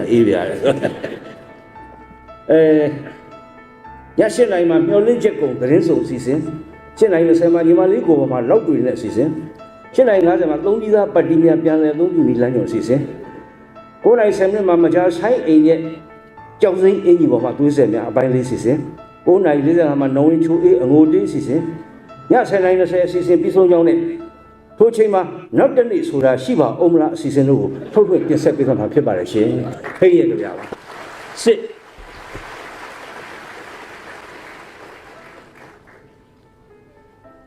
အဲ့ဒီလိုလက်နဲ့တတ်ထန်ဒရာပေါ့ဗျာရှိတဲ့ပြင်မှာရောကန်ဒရာကနဲ့ဒိုဘီကန်ဒရာကလည်းအနေနဲ့များတော့ဝင်းနေသေးတယ်ဗျရှိသေးတယ်ငတ်ပြီးသေးတဲ့မသားတော့မရှိဘူးဒါပေမဲ့မဝလို့သေးတဲ့မသားတော့ရှိတယ်ဗျအဲ့လိုချိန်နေမျိုးအဲ့လိုထဲမှာတခါခုနကဆမ်မခေကေတူကျွန်တော်နမကြီးပြောသွားတယ်ခုနက Facebook ပေါ်ကနော်ကွီလို့ပါလို့ကြတယ်ပေါ့ဗျာသူဆိုကွီပေါ့အခုပြောနေတာအလားပြောတာပေါ့နော်သိပါဦးကျွန်တော်လည်းဘာတွေဖောင်းကုန်လို့တန်တရားတွေအာဃာတတွေအမုန်းတွေ hate speech တွေမိတ္တာတပ်ပြက်စီတော့အရာတွေတယောက်နဲ့တယောက်ဒီလိုပြောရင်းနဲ့ကောလာဟလာတွေမယုံသင်္ကာဖြစ်เสียတွေအဲ့ဒီကနေကျေပြန့်လာတွေကျွန်တော်တိုင်းပြည်ခံခဲ့ရပြီနော်သိတဲ့အတိုင်းပဲအဲ့လိုကောလာဟလာထုတ်လွှင့်ပြီးတော့ Facebook ပေါ်မှာတင်လိုက်တဲ့လောက်ကျန်ထားတဲ့ Photoshop ပုံစံတွေပါအကုန်လုံးအဟုတ်ပါပြီဟိုဘက်ကလာဒီဘက်ကလာဟိုဘကအုံဒီဘကအုံနဲ့အဲ့ဒီမှာသေးသေးချာချာသတင်းလွှင့်ပြီးတော့သေးသေးချာချာဖျက်ဆီးမယ်ဆိုတော့အုပ်စုရှိနေတယ်လို့ကျွန်တော်ထင်တယ်သုံးဖို့တယောက်သုံးဖို့ခုနခေါင်းဆောင်တယ်တယောက်အဲ့ဒီကနေပြီးတော့ဒီ campaign ပေါ့ဗျာ whispering campaign ဆိုတာသိရေးကြီးတာပဲတိုင်းပြည်တွေမှာသူတို့လုပ်နေတာတော့သိကြောက်စရာကောင်းတယ် psychology warfare နော်အဲ့တော့ psych war လို့ခေါ်တယ်စိတ်သက်စစ်စီရေးဟုတ်တယ်အောင်ဘာညာလို့လဲအဲ့ဒီမှာကျွန်တော်ဘာသွားသိရဆိုတော့တပည့်တော်မှားရင်ခွင့်လို့ပါဗျာမင်းတို့ဆရာတော်ဘုရားကြီးပြုစုတော်မူတဲ့မဟာဗုဒ္ဓရဲ့6တွဲ8ကိုပြစ္စမရဲထဲမှာပါတယ်ပြစ္စမရဲထဲမှာမြတ်စွာဘုရား44ဝါဆိုတော့နောက်ထပ်45ဝါပြိဋိဘံဝေဆံကာနီးအဲ့ဒီချိန်မှာဘာဖြစ်လာလဲဆိုတော့ကျွန်တော်တို့မြစ်စိမဒေသမှာဂင်္ဂါမြစ်အရှိကနေအနောက်ဆင်းတဲ့အချိန်မှာစီးဆင်းတဲ့အချိန်မှာဒီဘက်မှာကမကရရာဇုအုတ်ချုပ်တာအစာတသဒီဘက်မှာကဝေသာလီအုတ်ချုပ်တာကဘယင်တော်ဘာလဲမဟုတ်လိတ်ဆွေတွေအလှည့်ကြအုတ်ချုပ်တာကဏ္ဍလွတ်တော်တနည်းအားဖြင့်ပြောရင်အိန္ဒိယမှာရှိတဲ့ဒီမိုကရေစီစနစ်ရှေ့ရခင်ကလောကနဲ့နှစ်ပေါင်း2600တွေကအင်မတန်တိုးတက်တဲ့စနစ်ကြတဲ့ဒီမိုကရေစီစနစ်နဲ့အုပ်ချုပ်နေတဲ့လိတ်ဆွေများရဲ့ဝေသာလီဒီဘက်ကအာနာရှင်အစာတသအဲ့ဒီဂင်္ဂါမြစ်မှာသူကပတ္တနဂါမဆိုတာရှိတယ်အခုပတ္တနာလို့ပြောတဲ့နေရာပေါ့လေအဲ့ဒီပတ္တနဂါနာတောင်ကြီးမှာထွက်တဲ့ကြောက်တံပရမတွေအင်မတန်ဖိုးတယ်ဒါတွေကိုလက်ဦးရသွားတာဝေသာလီရပဲရသွားလိတ်ဆွေတွေကမကရတွေကနောက်ကျအဲ့ဒီမှာအစာတသကဒီကောင်တွေကိုတိုက်မှဖြစ်မယ်ဒီကောင်တွေလူပါဝါတယ်ကြည့်လိုက်တော့ဟိုကလည်းအလှည့်ကျအုပ်ချုပ်နေတဲ့ကဏ္ဍလွတ်တော်နဲ့အုပ်ချုပ်နေတဲ့ဒီမိုကရေစီအင်မတန်ခိုင်မာတောင်းတင်းတယ်သိညင်ညွတ်တာတိုက်လို့မရနိုင်တိုက်မင်းနဲ့ပြုတိုက်မင်းနဲ့ဝိတ္တကာရသူ့ရဲ့တိုင်မင်းကဗြဟ္မဏပုံနာကြီးဘယ်လိုလုပ်ရင်ကောင်းလဲအရှင်မင်းကြီးဒီတိုင်းတော့သွားလို့ဖြစ်ဦးတဲ့တူအင်မတန်စီးလို့ရင်အင်မတန်တောင်းတင်းခိုင်မာတာတော့ပတ်စာလည်းချမ်းသာတယ်ပညာလည်းတက်တယ်စီးလုံးနဲ့စိတ်တက်တယ်လည်းအင်မတန်အထက်တန်းကြလာအဲ့တော့ဘယ်လိုလုပ်ရင်ကောင်းငါသတိရတယ်ဇာကငါကိုးွယ်တယ်ငါမြတ်စွာဘုရားရှိတယ်မင်းလည်းတော့သွားပြီးမြတ်စွာဘုရားလည်းသွားအကြံဉာဏ်တောင်းစားဘလောက်မှရိုင်းလဲဆိုတာစိတ်တက်မဲ့ကိစ္စဘုရားစီအကြံဉာဏ်သွားတောင်းခိုင်းတယ်ဝိတ္တကလည်းကောင်းပါပြီမှလားပါဘုရားရောက်ပြီ ကိစ္စကုတ်တောင်ကျောင်းအဲ့ဒီချိန်မှာဝိသကရဒိုင်ရှူပြီးဝင်သွားတာဘသူရှိဆိုမြတ်စွာဘုရားနဲ့ရှင်အနန္ဒာနဲ့နှစ်ပါးပဲရှိတယ်ကျန်တဲ့ယဟန်နေမရှိအဲ့ဒီချိန်ရွေးပြီးတော့ဝိသကရဝင်သွားပြီးတော့ရှင်ဘုရားကျွန်တော်မျိုးရဲ့တပည့်တော်ရဲ့အရှင်သခင်အဇာတတမင်းကြီးဟာဝေသာလိတ်ဆွေတို့ရဲ့ဝေသာလီကိုတိုက်ခိုက်ဖို့အတွက်ပြင်ဆင်ခြင်းပါတယ်ဘုရားဟာဘုရားမပြောဘူးဝိသကရစကားပြောမပြောဘဲနဲ့ဘေးမှာရှိတဲ့အာနန္ဒာကိုအားလုံးသိပါပြီတော့ပြောရင်ဟဲ့အာနန္ဒာလိတ်ဆွေတို့ရဲ့ဝေသာလီဟာအညီညွတ်ဆွေးကြရဲ့လားဟဲ့ဆွေးပါတယ်ဘုရားလိတ်ဆွေတို့ရဲ့ဝေသာလီမှာအဆွေးကိုတတိုင်းနဲ့ကျင်းပအဆွေးကိုညီညွတ်စွာကျင်းပတစ်ချိန်နဲ့ဝင်တစ်ချိန်နဲ့ပြန်ထွက်လောက်ကြရလားဟဲ့လောက်ကြပါတယ်ဖေ။လိတ်ဆွေရဲ့ဝေသာလီမှာမိမ့်မသူများကိုကောင်းစွာစောင့်ရှောက်ကြရလိုက်စောင့်ရှောက်ပါတယ်ဖေ။စသည်ရပြီယဟန်တန်ကများကိုကောင်းစွာကိုယ်ဝယ်ကြရလူတန်းကြရလားလူတန်းပါတယ်ဖေ။အချက်9ချက်အဲ့ဒါအပရိဟာနိယတရား9ပါးလူတွေအတွက်အပရိဟာနိယတရား9ပါးတန်ဃာတွေအတွက်အပရိဟာနိယတရား9ပါးတသက်ရှိလို့သိရတယ်။အဲ့ဒီ9ချက်တော့ကြီးဝါတိုးတက်ရတိုးတက်ကြောင်းဘယ်တော့မှမပျက်စီးမပြိုကွဲနိုင်တဲ့အကြောင်းအဲ့ဒီ9ချက်နဲ့ပြည့်စုံလားဟဲ့အလားလားပြည့်စုံပါတယ်ရှင်ဗျာအေးအဲ့ဒီအချက်လက်တွေနဲ့ပြည့်စုံတဲ့လိတ်ဆွေဘယ်တော့မှရန်သူဖြိုခွင်းလို့မရဘူးကွဝတ္တကာရအကြံနဲ့လာတာဟာဒါဆိုရင်အဲ့ဒီ9ချက်ကို reverse လုပ်လိုက်မယ်ဆိုရင်သူတို့ပျက်စီးတာပေါ့သူဟာသူအတွေးပေါက်သွားမေးစရာရှိတယ်အဲ့လိုပြောလိုက်ရင်ဝတ္တကာရကအဲ့လိုလှုပ်သွားမယ်ဆိုတာမြတ်စွာဘုရားမသိဘူးလားကိုသိ၏ဘင်္ဂုဆရာတော်ဘုရားအနုတ္တိပတိပြန်ရေးထားတယ်သို့တော်လေဒီလိုမှမဖြေလိုက်ဘူးဆိုရင်အဇာတတဟာလက်ရနေတာ2လအတွင်းမှာဝေသာလီကိုဝင်တိုက်တော့မယ်ပြက်တော့ဒီလိုပြောလိုက်ခြင်းအပြင်သူတို့အချိန်ယူပြီးတော့လုပ်တဲ့ခါမှာ3နှစ်ကြာမှတိုက်အဲ့ကြာမှပြက်မှာပြက်တာတော့ပြက်မှာအဲ့တော့3နှစ်ကလေးတော့အချိန်ရပါစေဦး3နှစ်အတွင်းမှာလိတ်ဆွေဒီကုသိုလ်ကောင်းမှုလုပ်ပါစေဦးဆိုတဲ့အနေမျိုးနဲ့မြတ်စွာဘုရားအဲ့လိုမိန့်တော်မူလိုက်တယ်လို့ဆိုပါတယ်ဝိသကာရတိုင်းပြည်ပြန်အောင်အရှင်မင်းကြီးဒီလိုပြောလိုက်ပါတယ်ဟာအဲ့တော့မင်းဘယ်လိုစိတ်ကူးရလဲအဲ့ဒီသူတို့စီလုံးညင်ညွတ်နေတဲ့အချက်လက်တွေဟိုကျွန်တော်မျိုးတို့ပြတ်သွားအောင်ပြောင်းမှလှန်ပြစ်ပါမယ်အဲ့ဘယ်လိုပြောင်းမှလှန်လောက်ညင်ညွတ်တာရှင်မင်းစိတ်ပူရလားဒီဥပဒေဒီနီလာနှစ်ခုအဓိကသုံးပါဘာတွေလဲကွာနံပါတ်1ကတော့ဖြားရောက်သွေးဆောင်ခြင်းပါဖြားရောက်သွေးဆိုတော့ဘာလဲလက်ပေးပြီးတော့သိမ်းသွင်းမယ်ရော့ဓာယူရော့ဓာယူပြီးတော့ကိုယ့်ဘက်ပအောင်လို့ဓာရီပေးကိုယ့်ဘက်ပအောင်လို့ကိုခိုင်းရင်တဲ့အချိန်မှာကိုယ့်အမိတ်နဲ့မှုပဲနဲ့သူဟောသူလို့သူတို့ပဲလို့သူတို့လို့ဒါမျိုးကြီးနောက်တနည်းကဗေဒဥပ္ပေပါဗျာဥပ္ပေပါဗျာဗေဒဥပ္ပေဆိုတာဘာလဲဟိသူတို့ဂျားတွေကိုစိတ်ဝန်းကွဲကောင်းကြောက်နေတယောက်ထင်အောင်ထင်မဖြစ်အောင်တန်ရတွေဝင်အောင်အာဃာတတွေဖြစ်အောင်အမုန်းတွေပွားအောင်မဟုတ်မှန်သတင်းတွေကိုလွှင့်ပြီးတော့တီတိုတဖန်ဖို့လုပ်ပြီးတော့သူတို့ဖြိုခွင်းနေနေပါဗျာရှင်မင်းဟာဟုတ်ပြီအဲ့နီလာနဲ့ပြောင်းဘယ်လိုကျွန်တော်မျိုးကိုလည်းသွားပါမယ်ဗျာမင်းသွားလို့မင်းဝိသကာရဘယ်လိုယုံမှမလဲယုံအောင်လုပ်မယ်ရှင်မင်းဘယ်လိုလုပ်လဲညီလာကမှကျွန်တော်မေးရှင်မင်းကြီးကစေရေးညီလာခေါ်လိတ်ဆွေကိုတိုက်မယ်လို့ပြောကျွန်တော်မျိုးကမတိုက်ပါနဲ့ပြောမယ်အဲ့မှာကျွန်တော်မျိုးအပြစ်ပေးထောင်သွေးအချင်းချပြီးတော့ကျွန်တော်မျိုးထောင်လေးကလွတ်တယ်ဆိုတော့လုပ်ပါမယ်ဗျာအေးကောင်းတယ်ကွာအဲ့တိုင်းလို့ဝိသကာရထောင်လေးချကျိန်နဲ့ရိုက်ဂရုံးကွက်ကြရိတ်တစ္ဆပေါအဲ့လိုနဲ့ထောင်လေးကထွက်ပြေးလွတ်မြောက်တဲ့ဟန်ဆောင်ပြီးတော့သူကဘယ်သွားဆိုဂင်းအမီကူပြီးတော့လိတ်ဆွေတို့စီသွားတယ်ဟိုကမေးတယ်ခမည်းဘာသူလဲဝိသကာရဘယ်ကလာလဲမကရရာဇူခမည်းမဟုတ်ဘူးအဇာရတငါ့ကိုတစ္ဆပေါလို့ပြောတယ်ငါအဇာတရဲ့တစ္ဆာမခံတော့ငါဒီလိုလုပ်လို့မင်းတို့ဘက်ကမတိုက်ပါနဲ့ဖះလို့ပြောတဲ့အတွက်ငါ့ကိုအဲ့လိုဒဏ်ပေးတာငါစစ်ကိုလူလားသူမဟုတ်ဟာတဲ့ဟုတ်ပါလားခင်ဗျာကျုပ်တို့ပဲသားပဲသွားပြီခင်ဗျာရင်တော့ဘာလုပ်ခဲ့လဲငါတရားကြီးထားတာဟာတရားဥပဒေဆိုမှလာပြီဒီတိုင်းပဲခင်ဗျာရာထူးပြန်ပေးမယ်လို့အားကောင်းပြီအေးဆေးပဲနေတယ်နောက်ကြသူကနည်းနှဲ့ပြီးတော့သွေးစိတ်ဝကွက်ကွန်လုပ်တာတော့ဘာလို့ဆိုအင်ပတန်လွယ်တဲ့ရိုးရှင်းတဲ့နီလာလေးတွေလိတ်ဆွေတယောက်စီသွားသူကလွတ်တော့ခဏလွတ်တော့ကိုယ်စလဲသူက9900နဲ့9ယောက်ဆိုတာမျိုးရှိတယ်အဲ့ဒီမှာရာဇတယောက်တရားစီစစ်သူကြီးတယောက်အဲ့လိုထားပြီးတော့အလှည့်ကျလွတ်တော့တယ်မှာမြတ်စွာဘုရားမိန့်တော်မူတယ်မှာတကယ်ဟုတ်တာအစည်းအဝေးစမယ်ဆိုအကုန်လုံးတညီတွေနေရာထိုင်ကြတယ်အစည်းအဝေးပြီးပြီလားအကုန်လုံးညီတွေပြန်ကြတယ်မတ်တရပြီးကန့်ကွက်တာတွေမရှိဘူးနော်အမတကယ်ညီရွတ်တဲ့ဒီမိုကရေစီအစ်စ်အဲ့ဒီမှာသူကဘာလုပ်လဲဝိသကာရတယောက်နဲ့ကပ်ပြီးတော့တူတူနဲ့ထမင်းစားသေးတယ်ဟောလေခေါင်းကြီးဘိုင်းနဲ့ကြက်သားနဲ့စားလို့စင်တယ်လားပြေးပါတယ်ဟိုမနေ့ကသိမပြေတူတူလေးကပ်တော့ခေါင်းကြီးလည်းပြေးတယ်အဲ့ဒီအကြောင်းဟိုဘေးကလိတ်ဆွေတွေကမြင်တယ်မြင်ပြီးတော့ဝိသကာရလည်းထွက်သွားရောဒီလိတ်ဆွေလာပြောတယ်ခမရပါမေးတာတော့အော်ထမင်းစားကောင်းလားမင်းတို့ကောင်းတယ်မနေ့ကမကောင်းဆိုတယ်ထမင်းစားကောင်းတာမကောင်းတယ်လေဘာကြောင့်သူကတူတူပြောနေရတာတော့တူတူကပ်ပြီးပြောခေါင်းကြီးကောင်ကလှုပ်နေတာအရေးကြီးတဲ့ကိစ္စဖြစ်မှာထမင်းစားရေတော့ကိစ္စမဟုတ်ဘူးဒီကောင်ဘာကြည့်ချင်တယ်လဲမသိဘူးနှစ်တော့စီသွားပြန် ဘယ်နဲ့သားတွေသမီးတွေအစီပြေးလားပြေးပါတယ်ဟိုဘက်ကဟိုတော့မပြေဘူးဘာပြောရလဲသားတွေသမီးတွေအစီပြေးလားမေးတာသားသမီးအစီပြေးတဲ့ကိစ္စဒီလိုတိုးတိုးလေးမေးပါမလားခင်ဗျာခေါင်းခါနဲ့တန်တရားတွေဝင်လာတယ် cracking တွေအကြောင်းတွေထင်းလာတယ်နောက်ကြဟိုတယောက်စီသွားဟိုရီးသားလူပဲဖြစ်ခဲ့တာမင်းပြောနေတယ်မင်းကနွားကြီးမို့လို့ကောင်မလေးကမင်းပြစ်ခဲ့တာလို့ပြောနေတယ်ကျုပ်ကဒီလိုပြောတာဟိုဒီဘက်ပြောပြဒီလက်ရှိကောင်သတိထားဘုံကရီးသားဟောင်းပြန်လူလိုက်မယ်ကတ်ကြီးဆောင်ထားတယ်ဆိုတော့ဆိုင်ထဲမှာဓာတ်နဲ့ထိုးထွားကြီးနဲ့ထိုးပြီးပြောတယ်ပေါ့စိတ်ဝင်နေကွဲကောဟုတ်လည်းမဟုတ်ဘဲနဲ့အဲ့ဂျားထဲမှာလိုက်ပြီးအဲ့လိုစိုက်ကွာသုံးတာအမေဝတ်တာက Facebook မသုံးဘူးနော်ဒီတိုင်းချအဲ့လိုနဲ့တဖြည်းဖြည်း3နှစ်လောက်ကြာတဲ့ခါကျတယောက်မယုံသင်္ကားတွေဖြစ်လာတော့ဗ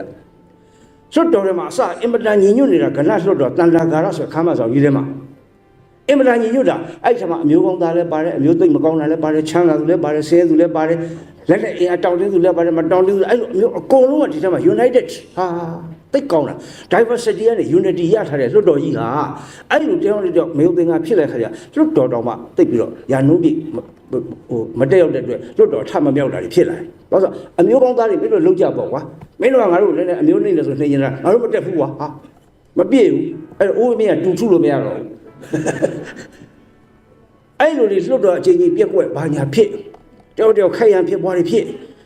ပြိုကွဲပြီးအတော်ကိုရိုင်နေတော့ပြီဆိုတဲ့ခါကျမှဝိသကာရအစာတမင်းကြီးစီအကြောင်းကြားရှင်မင်းဝင်ချတော့ရပြီဟေးဟုတ်လားလာပြီစီတက်လာတယ်တရေရတယ်ဒီကနေကင်းကံမီးဟိုဘက်ကမှမကရစစ်တပ်ကြီးဆွဲနေပြီတဲ့ငါတို့စီတက်လာဆွဲဘာလို့အေးဘယ်လိုခုခံမလဲဆိုတော့လွတ်တော်ခေါ်ရအောင်ကွာလွတ်တော်ခေါ်လို့မရတော့သူမပြည့်တော့ဒီဥက္ကဋ္ဌယုံကြည်မရှိဘယ်နဲ့ကမှညာဖြစ်ကုန်ကင်းကမြင့်လေကူးလာပြီ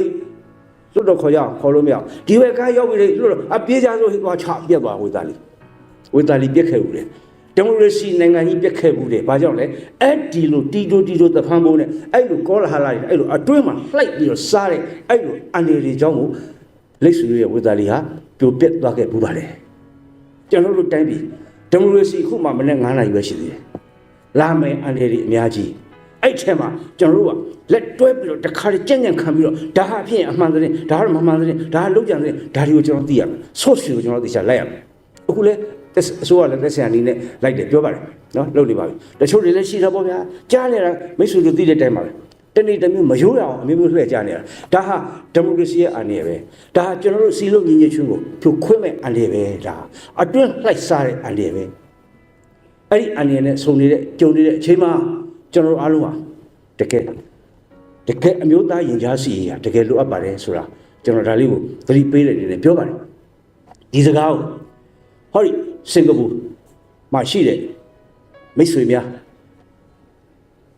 တက်တည်ထားပြီးတော့ဒီစကားကိုကျွန်တော်ဘယ်သူစီကြီးတိုင်တယ်လဲဆိုတော့လူကောင်းဆောင်ဒေါအောင်ဆန်းစုကြည်စီလည်းတိုင်တယ်ပါတယ်။သမ္မတဦးထင်ကျော်စီလည်းကျွန်တော်ဒီစကားပို့ပါတယ်။မိတ်တူဤကဲ့သို့ပို့လိုက်သည်။ဘိုးချုပ်မှုကြီးမင်းအောင်လည်းစီလည်းကျွန်တော်ပို့ပါတယ်။တိုင်းသားကောင်းဆောင်လည်းပို့ပါတယ်။ကျွတ်တော်အသီးသီးကိုလည်းပို့ပါတယ်။တန်ခါတော်ရဟန်းတော်များစီလည်းပို့ပါတယ်ဗျာ။စစ်တပ်ထွန်းလည်းပို့ပါတယ်။အဲ့ဒီအနေရှိဘူးခဲ့ဘူးပါတယ်နော်။ဘုရားလက်ထက်တော်ကအခု Facebook တွေသုံး technology တွေသုံးဘာတွေသုံး high tech တွေသုံးတဲ့အချိန်မှာပိုတောင်မှဒါတွေ positive ပြီးအနေကြီးနိုင်သေးတယ်အင်မတန်အသိဉာဏ်နဲ့သတိထားမယ်အချိန်ဖြစ်တယ်တချို့ကမျိုးချစ်စိတ်တက်ဆိုတာအကြောင်းပြုပြီးတော့လုတ်ကောင်းလုတ်နိုင်တယ်ရှိတယ်တချို့ကဘာသာရေးအကြောင်းပြုလုတ်ကောင်းလုတ်နိုင်ရှိတယ်ဘာဖြစ်သူတို့ယုံကြည်လို့မဟုတ်ကိုယ်ပြီးတာကိုယ်မှာစူပြီးဟာစူဘယ်လိုလုပ်ဟာမနိုင်တော့ဟဲ့ကဲစစ်တပ်ကအာဏာသိမ်းသွားပြီအဲ့ဒီနောက်ကျောင်းပြန်လှည့်လိုက်ပြီဆိုရင်ကျွန်တော်တို့တွန်းနေတဲ့အခုကညွန်လဲကပေါ်ကားစားလှဲပင်းကြီးဟာနောက်ပြန်လာကြပြီကျွန်တော်တို့ကလှဲအောင်သွားပိတ်မိမယ်ဆိုတော့ပိုင်းုံတွေမှာလှဲပြီးညွတ်နေတဲ့ဟာအလုံးမှာတာဝန်ရှိတဲ့ဆိုတဲ့အကြောင်းလေးဒါကျွန်တော်ပြောချင်တာဖြစ်ပါတယ်အဲ့တော့ကျွန်တော်ဒီကုန်းချုပ်ခွင့်ပြုပါကျွန်တော်နောက်ထပ်15မိနစ်ကြာတော့လဲ9မိနစ်လောက်နဲ့ကျွန်တော်ချုပ်ပါမယ်နည်းနည်းညောင်းလဲညောင်းလာလို့ပါဒီကုန်းချုပ်အနေနဲ့ကတော့ဆရာကိုနေဝင်းမြင့်နဲ့ကျွန်တော်เนี่ยတိုင်ပင်ထားတယ်တချင်းတွေထပ်မှာဆိုကျွန်တော်ကသူဆိုးတယ်တထိထိနဲ့ငါသချင်းတွေပါသွားလိုက်တာခွဲရန်ချပြီဆိုတော့ကျွန်တော်နှစ်ယောက်သွားညီကိုနှစ်ယောက်သွားဘယ်သချင်းဆိုလောက်ရသေးတယ်အဲပရိသတ်ကလည်းအဲ့ဒါတောင်းဆိုသေးတယ်ဆရာနေဒီညဘာဆိုမှာတော့ဟမ်ဇာကြီးဆရာကဘာဟောမှလည်းမမေးဘူးတချို့လေတွေရောက်တော့လေမှာကျွန်တော်ဆရာချင်းဦးရောဟိုတနေ့ကလာတော့ကလေဆရာချင်းဦးဆိုတော့ပန်းရီပန်းတိုက်သိကောင်းတာပဲဟမ်စာပေကြောင့်တလုံးမှလည်းမပါဘူးကျွန်တော်တို့မှလည်းဘယ်လိုမှမသိ အဲ့တော့ခုနသူမေတ္တာတတ်တော့ဘာလဲလို့လေခါသချင်းတော်ကသတိရသေးတယ်သူနဲ့ကျွန်တော်နဲ့ရခင်ခေတ်တုန်းကပေါ့ဟိုအစိုးရဟောင်းလက်ထက်တုန်းကပေါ့နော်ဆိုဟောင်းပြောရတာကောင်းနော်အစ်စ်လူရင်ရပြီလေသူကခုနပြောတာမလားဘေးတတ်တော့တိခါဦးတော့စီကြီးအတန်ဒီသုံးခါဦးဘာရစသည်ရပြီအခုနဝိပဿနာအတန်မေတ္တာကြတော့တတ်တော့မေတ္တာတတ်တော့တတ်တာတန်ဒီမေတ္တာတတ်တော့အနန္တောပါဆုံးစမဲ့ပြန်လို့ရက်ခိုက်ဟာဟုတ်ပြီလေအဲ့မှာသူလဲဆင်းပြီးတော့ကျွန်တော်တက်ပြီးတော့နော်ဆင်းပေးချပါတယ်သူလှည့်ပေးတော်တယ်နော်ပေးကပ်ပြီးမနေဘူးနောက်လူတွေသူဖယ်ပေးတယ်ကိုကျွန်တော်လည်းဆင်းပေးပါမယ်မောင်သားချိုတက်ရအောင်ဆင်းပြီးတော့ကျွန်တော်စဉ်းစားတာပဲပြည်ဦးလင်သွားပြီးတော့ဘုန်းကြီးဝင်ကောင်းမလားလို့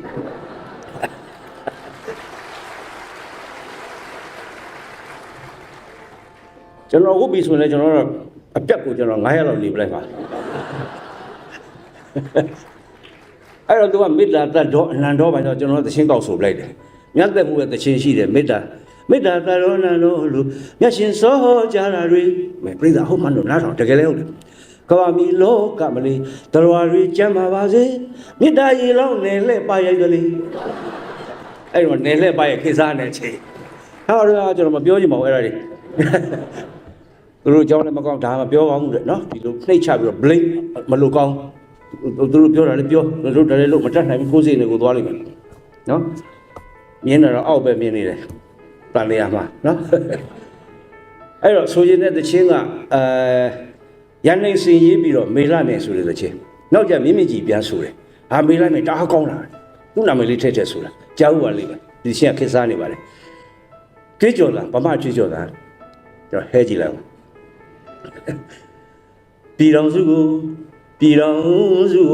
မေလာမယ်ဘယ်လိုဆိုလဲမြိုင်တို့ရဲ့ပြည်တော်စုကိုမဲကောင်းတယ်ဗျကျွန်တော်လည်းနာမည်ထည့်ဆိုညိုတို့ရဲ့ပြည်တော်စုကိုနေတို့ရဲ့ပြည်တော်စုကိုထင်တို့ရဲ့ပြည်တော်စုကိုဥထင်ကျော်လေအသက်ပေးလို့ပြင်ကာဝယ်မဲ့သူတွေဘိုးဘွားအမွေအနှစ်မှုချစ်မြတ်တို့ဆိုလေဒါတို့ပြေဒါတို့မြေဟုတ်လားမသိပါဘူးတပ်ပိုင်မြေကြီးတယ်ပဲဘုံတော့ဒါတို့ပြေဒါတို့ပြေကြွေးကြော်သားကြီးညီခိုင်ပါဘေးဟာဟုတ်ပြီတို့ပြေခုနကသူဆိုတဲ့ဆဲမှာလည်းပါတယ်နော်ဒါကလည်းကြွေးကြော်သားကြီးညီခိုင်ပါဘေးကြွေးကြော်တယ်မေးပြစီတော့မောင်တွေမယ်တွေဘယ်ပုံပဲလီကာဝဲကြမှာလို့လေဟုတ်ပါပြီဘယ်လိုကာဝဲမှာလို့မောင်တို့မယ်တို့ရေမရှိတဲ့ရေကောင်းကောင်းမရှိတဲ့စင်ကာပူဒုက္ခရောက်တာဗျာကတော့မပြောသေးစကားတွိုင်းလက်တော့မှရေသူတို့အင်မတန်ချွေတာတာတို့နော်အဲ့လောက်ချွေတာနေတာရေအဲ့ကျွန်တော်တို့အင်မတန်ကောင်းတဲ့တိုင်းပြည်တရားစာတဘယ်နဲ့ကပါညာကျွယ်ဝတဲ့တိုင်းပြည်အဲ့ဓာတို့ပြည်ကတ်ကောက်မယ်မေးပြစီတော့မောင်တွေမယ်တွေဘယ်ပုံပဲလီကာဝဲကြမှာလို့လေခါချင်းကောင်းမှန်ကြီးလို့သာတောင်ကြီးဖြိုမဲ့ကြဟာခါချင်းကောင်းဖြိုပါကြွေးကြော်ပါရပါတယ်ဒါပေမဲ့ခါချင်းကောင်းဆိုစတယ်မှာခါသေးတဲ့ထဲဒီကောင်ကခါမတန်ဘူးဖြစ်နေသေးတယ်ဟိုဒုက္ခပါပဲဟာဖြိုမဲ့ဖြိုတောင်ကြီးဖြိုနေတယ်ဒါပေမဲ့ခါမတန်ပါသွားလို့မလို့မြန်မာအာကစားကောင်ထွန်းစီရပြီချကြွေးကြော်အိမ်ကွင်းမှာဗီယက်နမ်9ခု3ညနဲ့ရှုပ်စွတ်ကြွေးကြော်နဲ့ခါမတန်ပဲနဲ့ဆင်းမွေးမှုပပျောက်ရေးဟာဟုတ်ပြီနောက်ကျဆင်းနှမမှုရှော့ပေါ့ရေးနောက်ကျဆင်းတော့ပပျောက်ရေးဟာကြွေးကြော်တယ်မပပျောက်တဲ့ခါကျတော့လို့ထကွာဆိုဘူဒူဇာနဲ့ထိုးချလို့ပပျောက်သွားတာအဲ့ဒါမျိုးတွေပေါ့ဗျာကြွေးကြော်ပြီးတော့ဟုတ်တာလည်းမဟုတ်ပဲလေနော်ခုနကထားပါလို့ကျွန်တော်မပြောချင်ပါဘူးအဲ့ဒါဘယ်ပုံပဲလီကာဝဲကြမှာလို့လေခါချင်းအောင်မှန်ကြီးလို့သာတောင်ကြီးဖြိုမဲ့ကြခါမတန်အမန်တင်မေမဲ့အခင်းမလာနိုင်မေအမန်တင်မေမဲ့အခင်းမလာနိုင်ဘူးနော်အဲ့ဒီထုံးကိုနှလုံးမူပြီးစေတူမိချေပြီးတော့မှဒါဝန်တွေကိုစီသိထားစေလိုပြီးသိတရားတွေတို့ပြေကြီးတို့ကာဝဲမလေးတို့မြေကြီးတို့အဲ့မှာလဲထင်ကြတာကတိုက်ကာဝေးဟာစစ်တပ်နဲ့ပဲဆိုင်တယ်လို့ထင်ကြတာဟာမဟုတ်ဘူးဗျစစ်တပ်ထုံးတယ်မနိုင်ဘူးဗျကြီးရည်လေးနဲ့မနိုင်ဘူးဒီခေတ်ကကြီးရည်လေးနဲ့အဲ့လိုလုံးဟာမဟုတ်ဘူးဗျအမျိုးမျိုးထိုးဖောက်လို့လာတာအန်နယ်တွေကအမလီစိုးရိမ်စရာတွေတို့ချေခိုင်မြဲမရိုင်မလဲအောင်မေးတချင်းနဲ့ပါတာကြီးရည်ရလေရတွေကြီးရည်ရလေရတွေဟာမရသေးဘူးတက်သုံးတက်နဲ့တည်းဘာကြောင့်လဲပြည်သူလူထုအားလုံးပါဝင်တဲ့တိုင်းသားတွေအားလုံးပါဝင်တဲ့တက်နောက်ထပ်3တက်ကျွန်တော်ဖွဲ့ထားတာရှိတယ်ကိုယ်စိတ်တကူလုံးကျွန်တော်ဖွဲ့ထားတာကျွန်တော်စိတ်ကူဘာတက်လဲကိုချင်းတရားဖြူစင်ဖြောက်မှချင်းဆိုတဲ့တက်နံပါတ်2 အသိဉာဏ်ပညာမြင်ပါခြင်းဆိုတဲ့တက်နံပါတ်3အဲ့တဏ္ဍတရဲ့အင်အားပေါ်မှာပေါင်းစုပြီးတော့အခုလိုပရဟိတလုပ်ငန်းလောကဟိတလုပ်ငန်းတွေအာရမဟာတွေဆက်ကျင်တဲ့တက်အဲ့ဒီတက်3နံပါတ်ပေါင်းမှခုနကြီးတဲ့ရေတဲ့လေတဲ့အင်အားပြည့်မှာအဲ့ဒါမပေါင်းမနဲ့အင်အားမပြည့်ဘူးကြီးတဲ့ရေတဲ့လေကျွန်တော်အဲ့လိုယုံနေဒါကျွန်တော်ပြောတဲ့တက်ပေါင်းယုံလို့အအင်ဖြူပါလေပြီးတော့ဆက်သတိပေးတယ်အိုးပြည်ရှင်တွေပြည်ကြီးရှင်တွေပြည်ရှင်ဆိုတာဗမာပြည်ကိုပြောတာနော်ဟုတ်ပြည်ကြီးကိုပြောတာမဟုတ်ဘူးနော်တော့じゃမြစ်ဆုံကိစ္စလုံနေတဲ့အထဲမှာပြည်ရှင်တွေကြွေးကြော်နေုံညနဲ့မလုံကြနိုင်မေတို့ပြည်တို့မြေကြီးထီရီရတည်နိုင်အောင်လေကြံမိပဲဘယ်လိုလုပ်အဆမပါအတန်လာမီပေါက်တဲ့တရားမြောက်နဲ့ပမာကြီးဟာတရားမြောက်ဆိုတာဘာလဲခလေးတွေသိကြမှာသိမဲ့ကျွန်တော်ကမန္တလေးနန်းရှိသားတောသားနန်းတော်ရှိမှနေတာသိတဲ့တိုင်မန္တလေးသူမန္တလေးသားပါပါလိမ့်မယ်ကျုံကြီးနဲ့မြို့ရိုးကြီးနဲ့ဆွလင်မုံချုံတွေနဲ့အုတ်တိုင်းကြီးနဲ့ဟာတဲ့အဲ့မှာပြည်သူတွေကအရှိပြင်နောက်ပြင်တောင်ပြင်မြောက်ပြင်နေကြတယ်အဲ့ကျုံပတ်လေဝိုင်းနဲ့နန်းတော်မြို့ကြီးအထဲမှာတက်ဆွဲထားတာစစ်တပ်ကတက်ဆွဲထားတယ်အဲ့မှာတက်တယ်အများကြီးပဲဘာကြောင့်လဲကျတော့လုံခြုံရေးကြောင်းနဲ့လုံခြုံရေးအရာနော်ဟိုပြည်သူလူထုတွေအပြင်ထုတ်ထားတော့မလုံခြုံမှုပြပေါ့ဗျာနော်နားမလဲဘူးကျွန်တော်လည်း1885 General Consultation နဲ့ General Printer ကဆိုတာတိတ်ပြီးတဲ့တော့မန္တလေးနန်းတော်မှာစစ်ရုံးစိုက်ပြီးအဲ့ဒီကစစ်တပ်ကနန်းတော်ထဲမှာတက်ဆွဲထားတာအခုထိပဲဗျာဟာကြာလာပြီအဲ့ဒီမှာဆက်ဆိုတာကအဆမပါအတန်လာမီပေါက်တဲ့တရားမြောက်နဲ့ပမာကြီးတရားမြောက်ဆိုတာဘာလဲကျွန်တော်နန်းတော်ရှိနေတော့တရားကြတယ်ဆိုထိတ်နေတဲ့တန်ရက်ထွက်အာကြောက်တာလေဟာအဖောက်ပြစ်ပဲအဖေဘာမကြောက်ပါနဲ့ငါမကြီးရဲ့အမြောက်ပြစ်တာပါအမြောက်ပြစ်တာပို့ကြောက်တာပေါ့စစ်တပ်ကပြစ်တာပါငါမကြီးရဲ့ဟိုနန်းတော်တွေကဟာအဲ့ဆိုကျွန်တော်တို့ဘက်ဓွာလောင်းဘက်နန်းတော်ရှိပဲဒီမြောက်ဆိုင်ကြီးကြဘယ်နဲ့လို့ပေါ့ကွယ်မကြောက်ပါနဲ့ငါမကြီးရဲ့တရားကြတဲ့ထိတ်မှနဲ့ဖောက်တဲ့စစ်တပ်ကအမြောက်အဲ့စစ်အမြောက်ထဲမှာသူအဆမ်းမပါဘူးကွယ်စစ်တပ်ကသူအတန်ပဲပါတာကွယ်ငါမကြီးရဲ့ဩစစ်တပ်ကဖောက်ရဲ့အတန်ပဲမိတာပါလားအဆမ်းမပါပါလားအဲ့ဒီကကျွန်တော်မကြောက်တော့လားအချင်းနဲ့ပါရဲ့အဆမပါအတလာမီပေါက်တဲ့တရားရောက်တဲ့ပမာကြီးဟန်လောက်သာမီဟိန်ဒီဂိမ်းမျိုးနဲ့အကျုံးမဲ့ဖြစ်မှာသေကြပါပြီလေတို့ပိုင်တဲ့မြေဩဆိုရအားမရှိဘူးညာတို့လည်းမပိုင်တို့လည်းမဆိုင်နော်တို့ပိုင်တဲ့မြေဩတို့ဆိုင်တဲ့မြေတို့တွေခံစားဆန်းစားနိုင်အောင်လေတာဝန်တွေကိုစီသိထားစေတာဝန်လိုမီသိတရားတွေအသိတရားတို့ပြည်ကြီးတို့ကာဝယ်မလဲတို့မြေကြီးတို့ကာဝယ်မလဲတို့တွေခိုင်မြဲမရိုင်မလဲအောင်မေကုန်းတိုင်းရည်တဲ့နေတဲ့တွေဆိုတော့ပြောကျွန်တော်ပြောတယ်တက်သုံးနဲ့အဲ့ဒါပေါင်းလိုက်ပြီးတော့သချင်းပြီးသွားပြီအဲဒီမှာကျွန်တော်ဆက်မဆိုနိုင်တော့ဘူးမောပြီထို့ကြောင့်ဒီကုန်းချုပ်ပြပါကိုချင်းသူစစ်မှုအခြေခံအသိဉာဏ်ပညာထွတ်တတ်တတိဆိုတဲ့အပ္ပမာဒတရားတတိတံပစင်ကြိုက်ပြီမြင့်မြတ်သောပရဟိတလုံကလောကဟိတလုံကFederal Democracy စနစ်ကြီးအောင်မြင်စေဖို့အတွက်ယခုတိုင်းမဲ့မဲပေးတော့ကလည်းပဲစင်ကာပူကချစ်စွာသောမြန်မာများတိုင်းရင်းသားများအားလုံးဟာအဲ့လိုစိတ်ဓာတ်မျိုးနဲ့ဆက်လက်ပြီးတော့ကျွန်တော်ရဲ့ဒီမိုကရေစီနိုင်ငံတော်ကြီးတည်ဆောက်တဲ့နေရာမှာဥဒ္ဒချက်သက်တော်ဥဒ္ဒခဲသက်တမှုအနေနဲ့ပါဝင်နိုင်သောနိုင်ငံသူနိုင်ငံသားကောင်းများဆက်လက်ဖြစ်နိုင်ကြပါစေဆုတောင်းရင်ဒီကုန်းချုပ်ပါတယ်ကျေးဇူး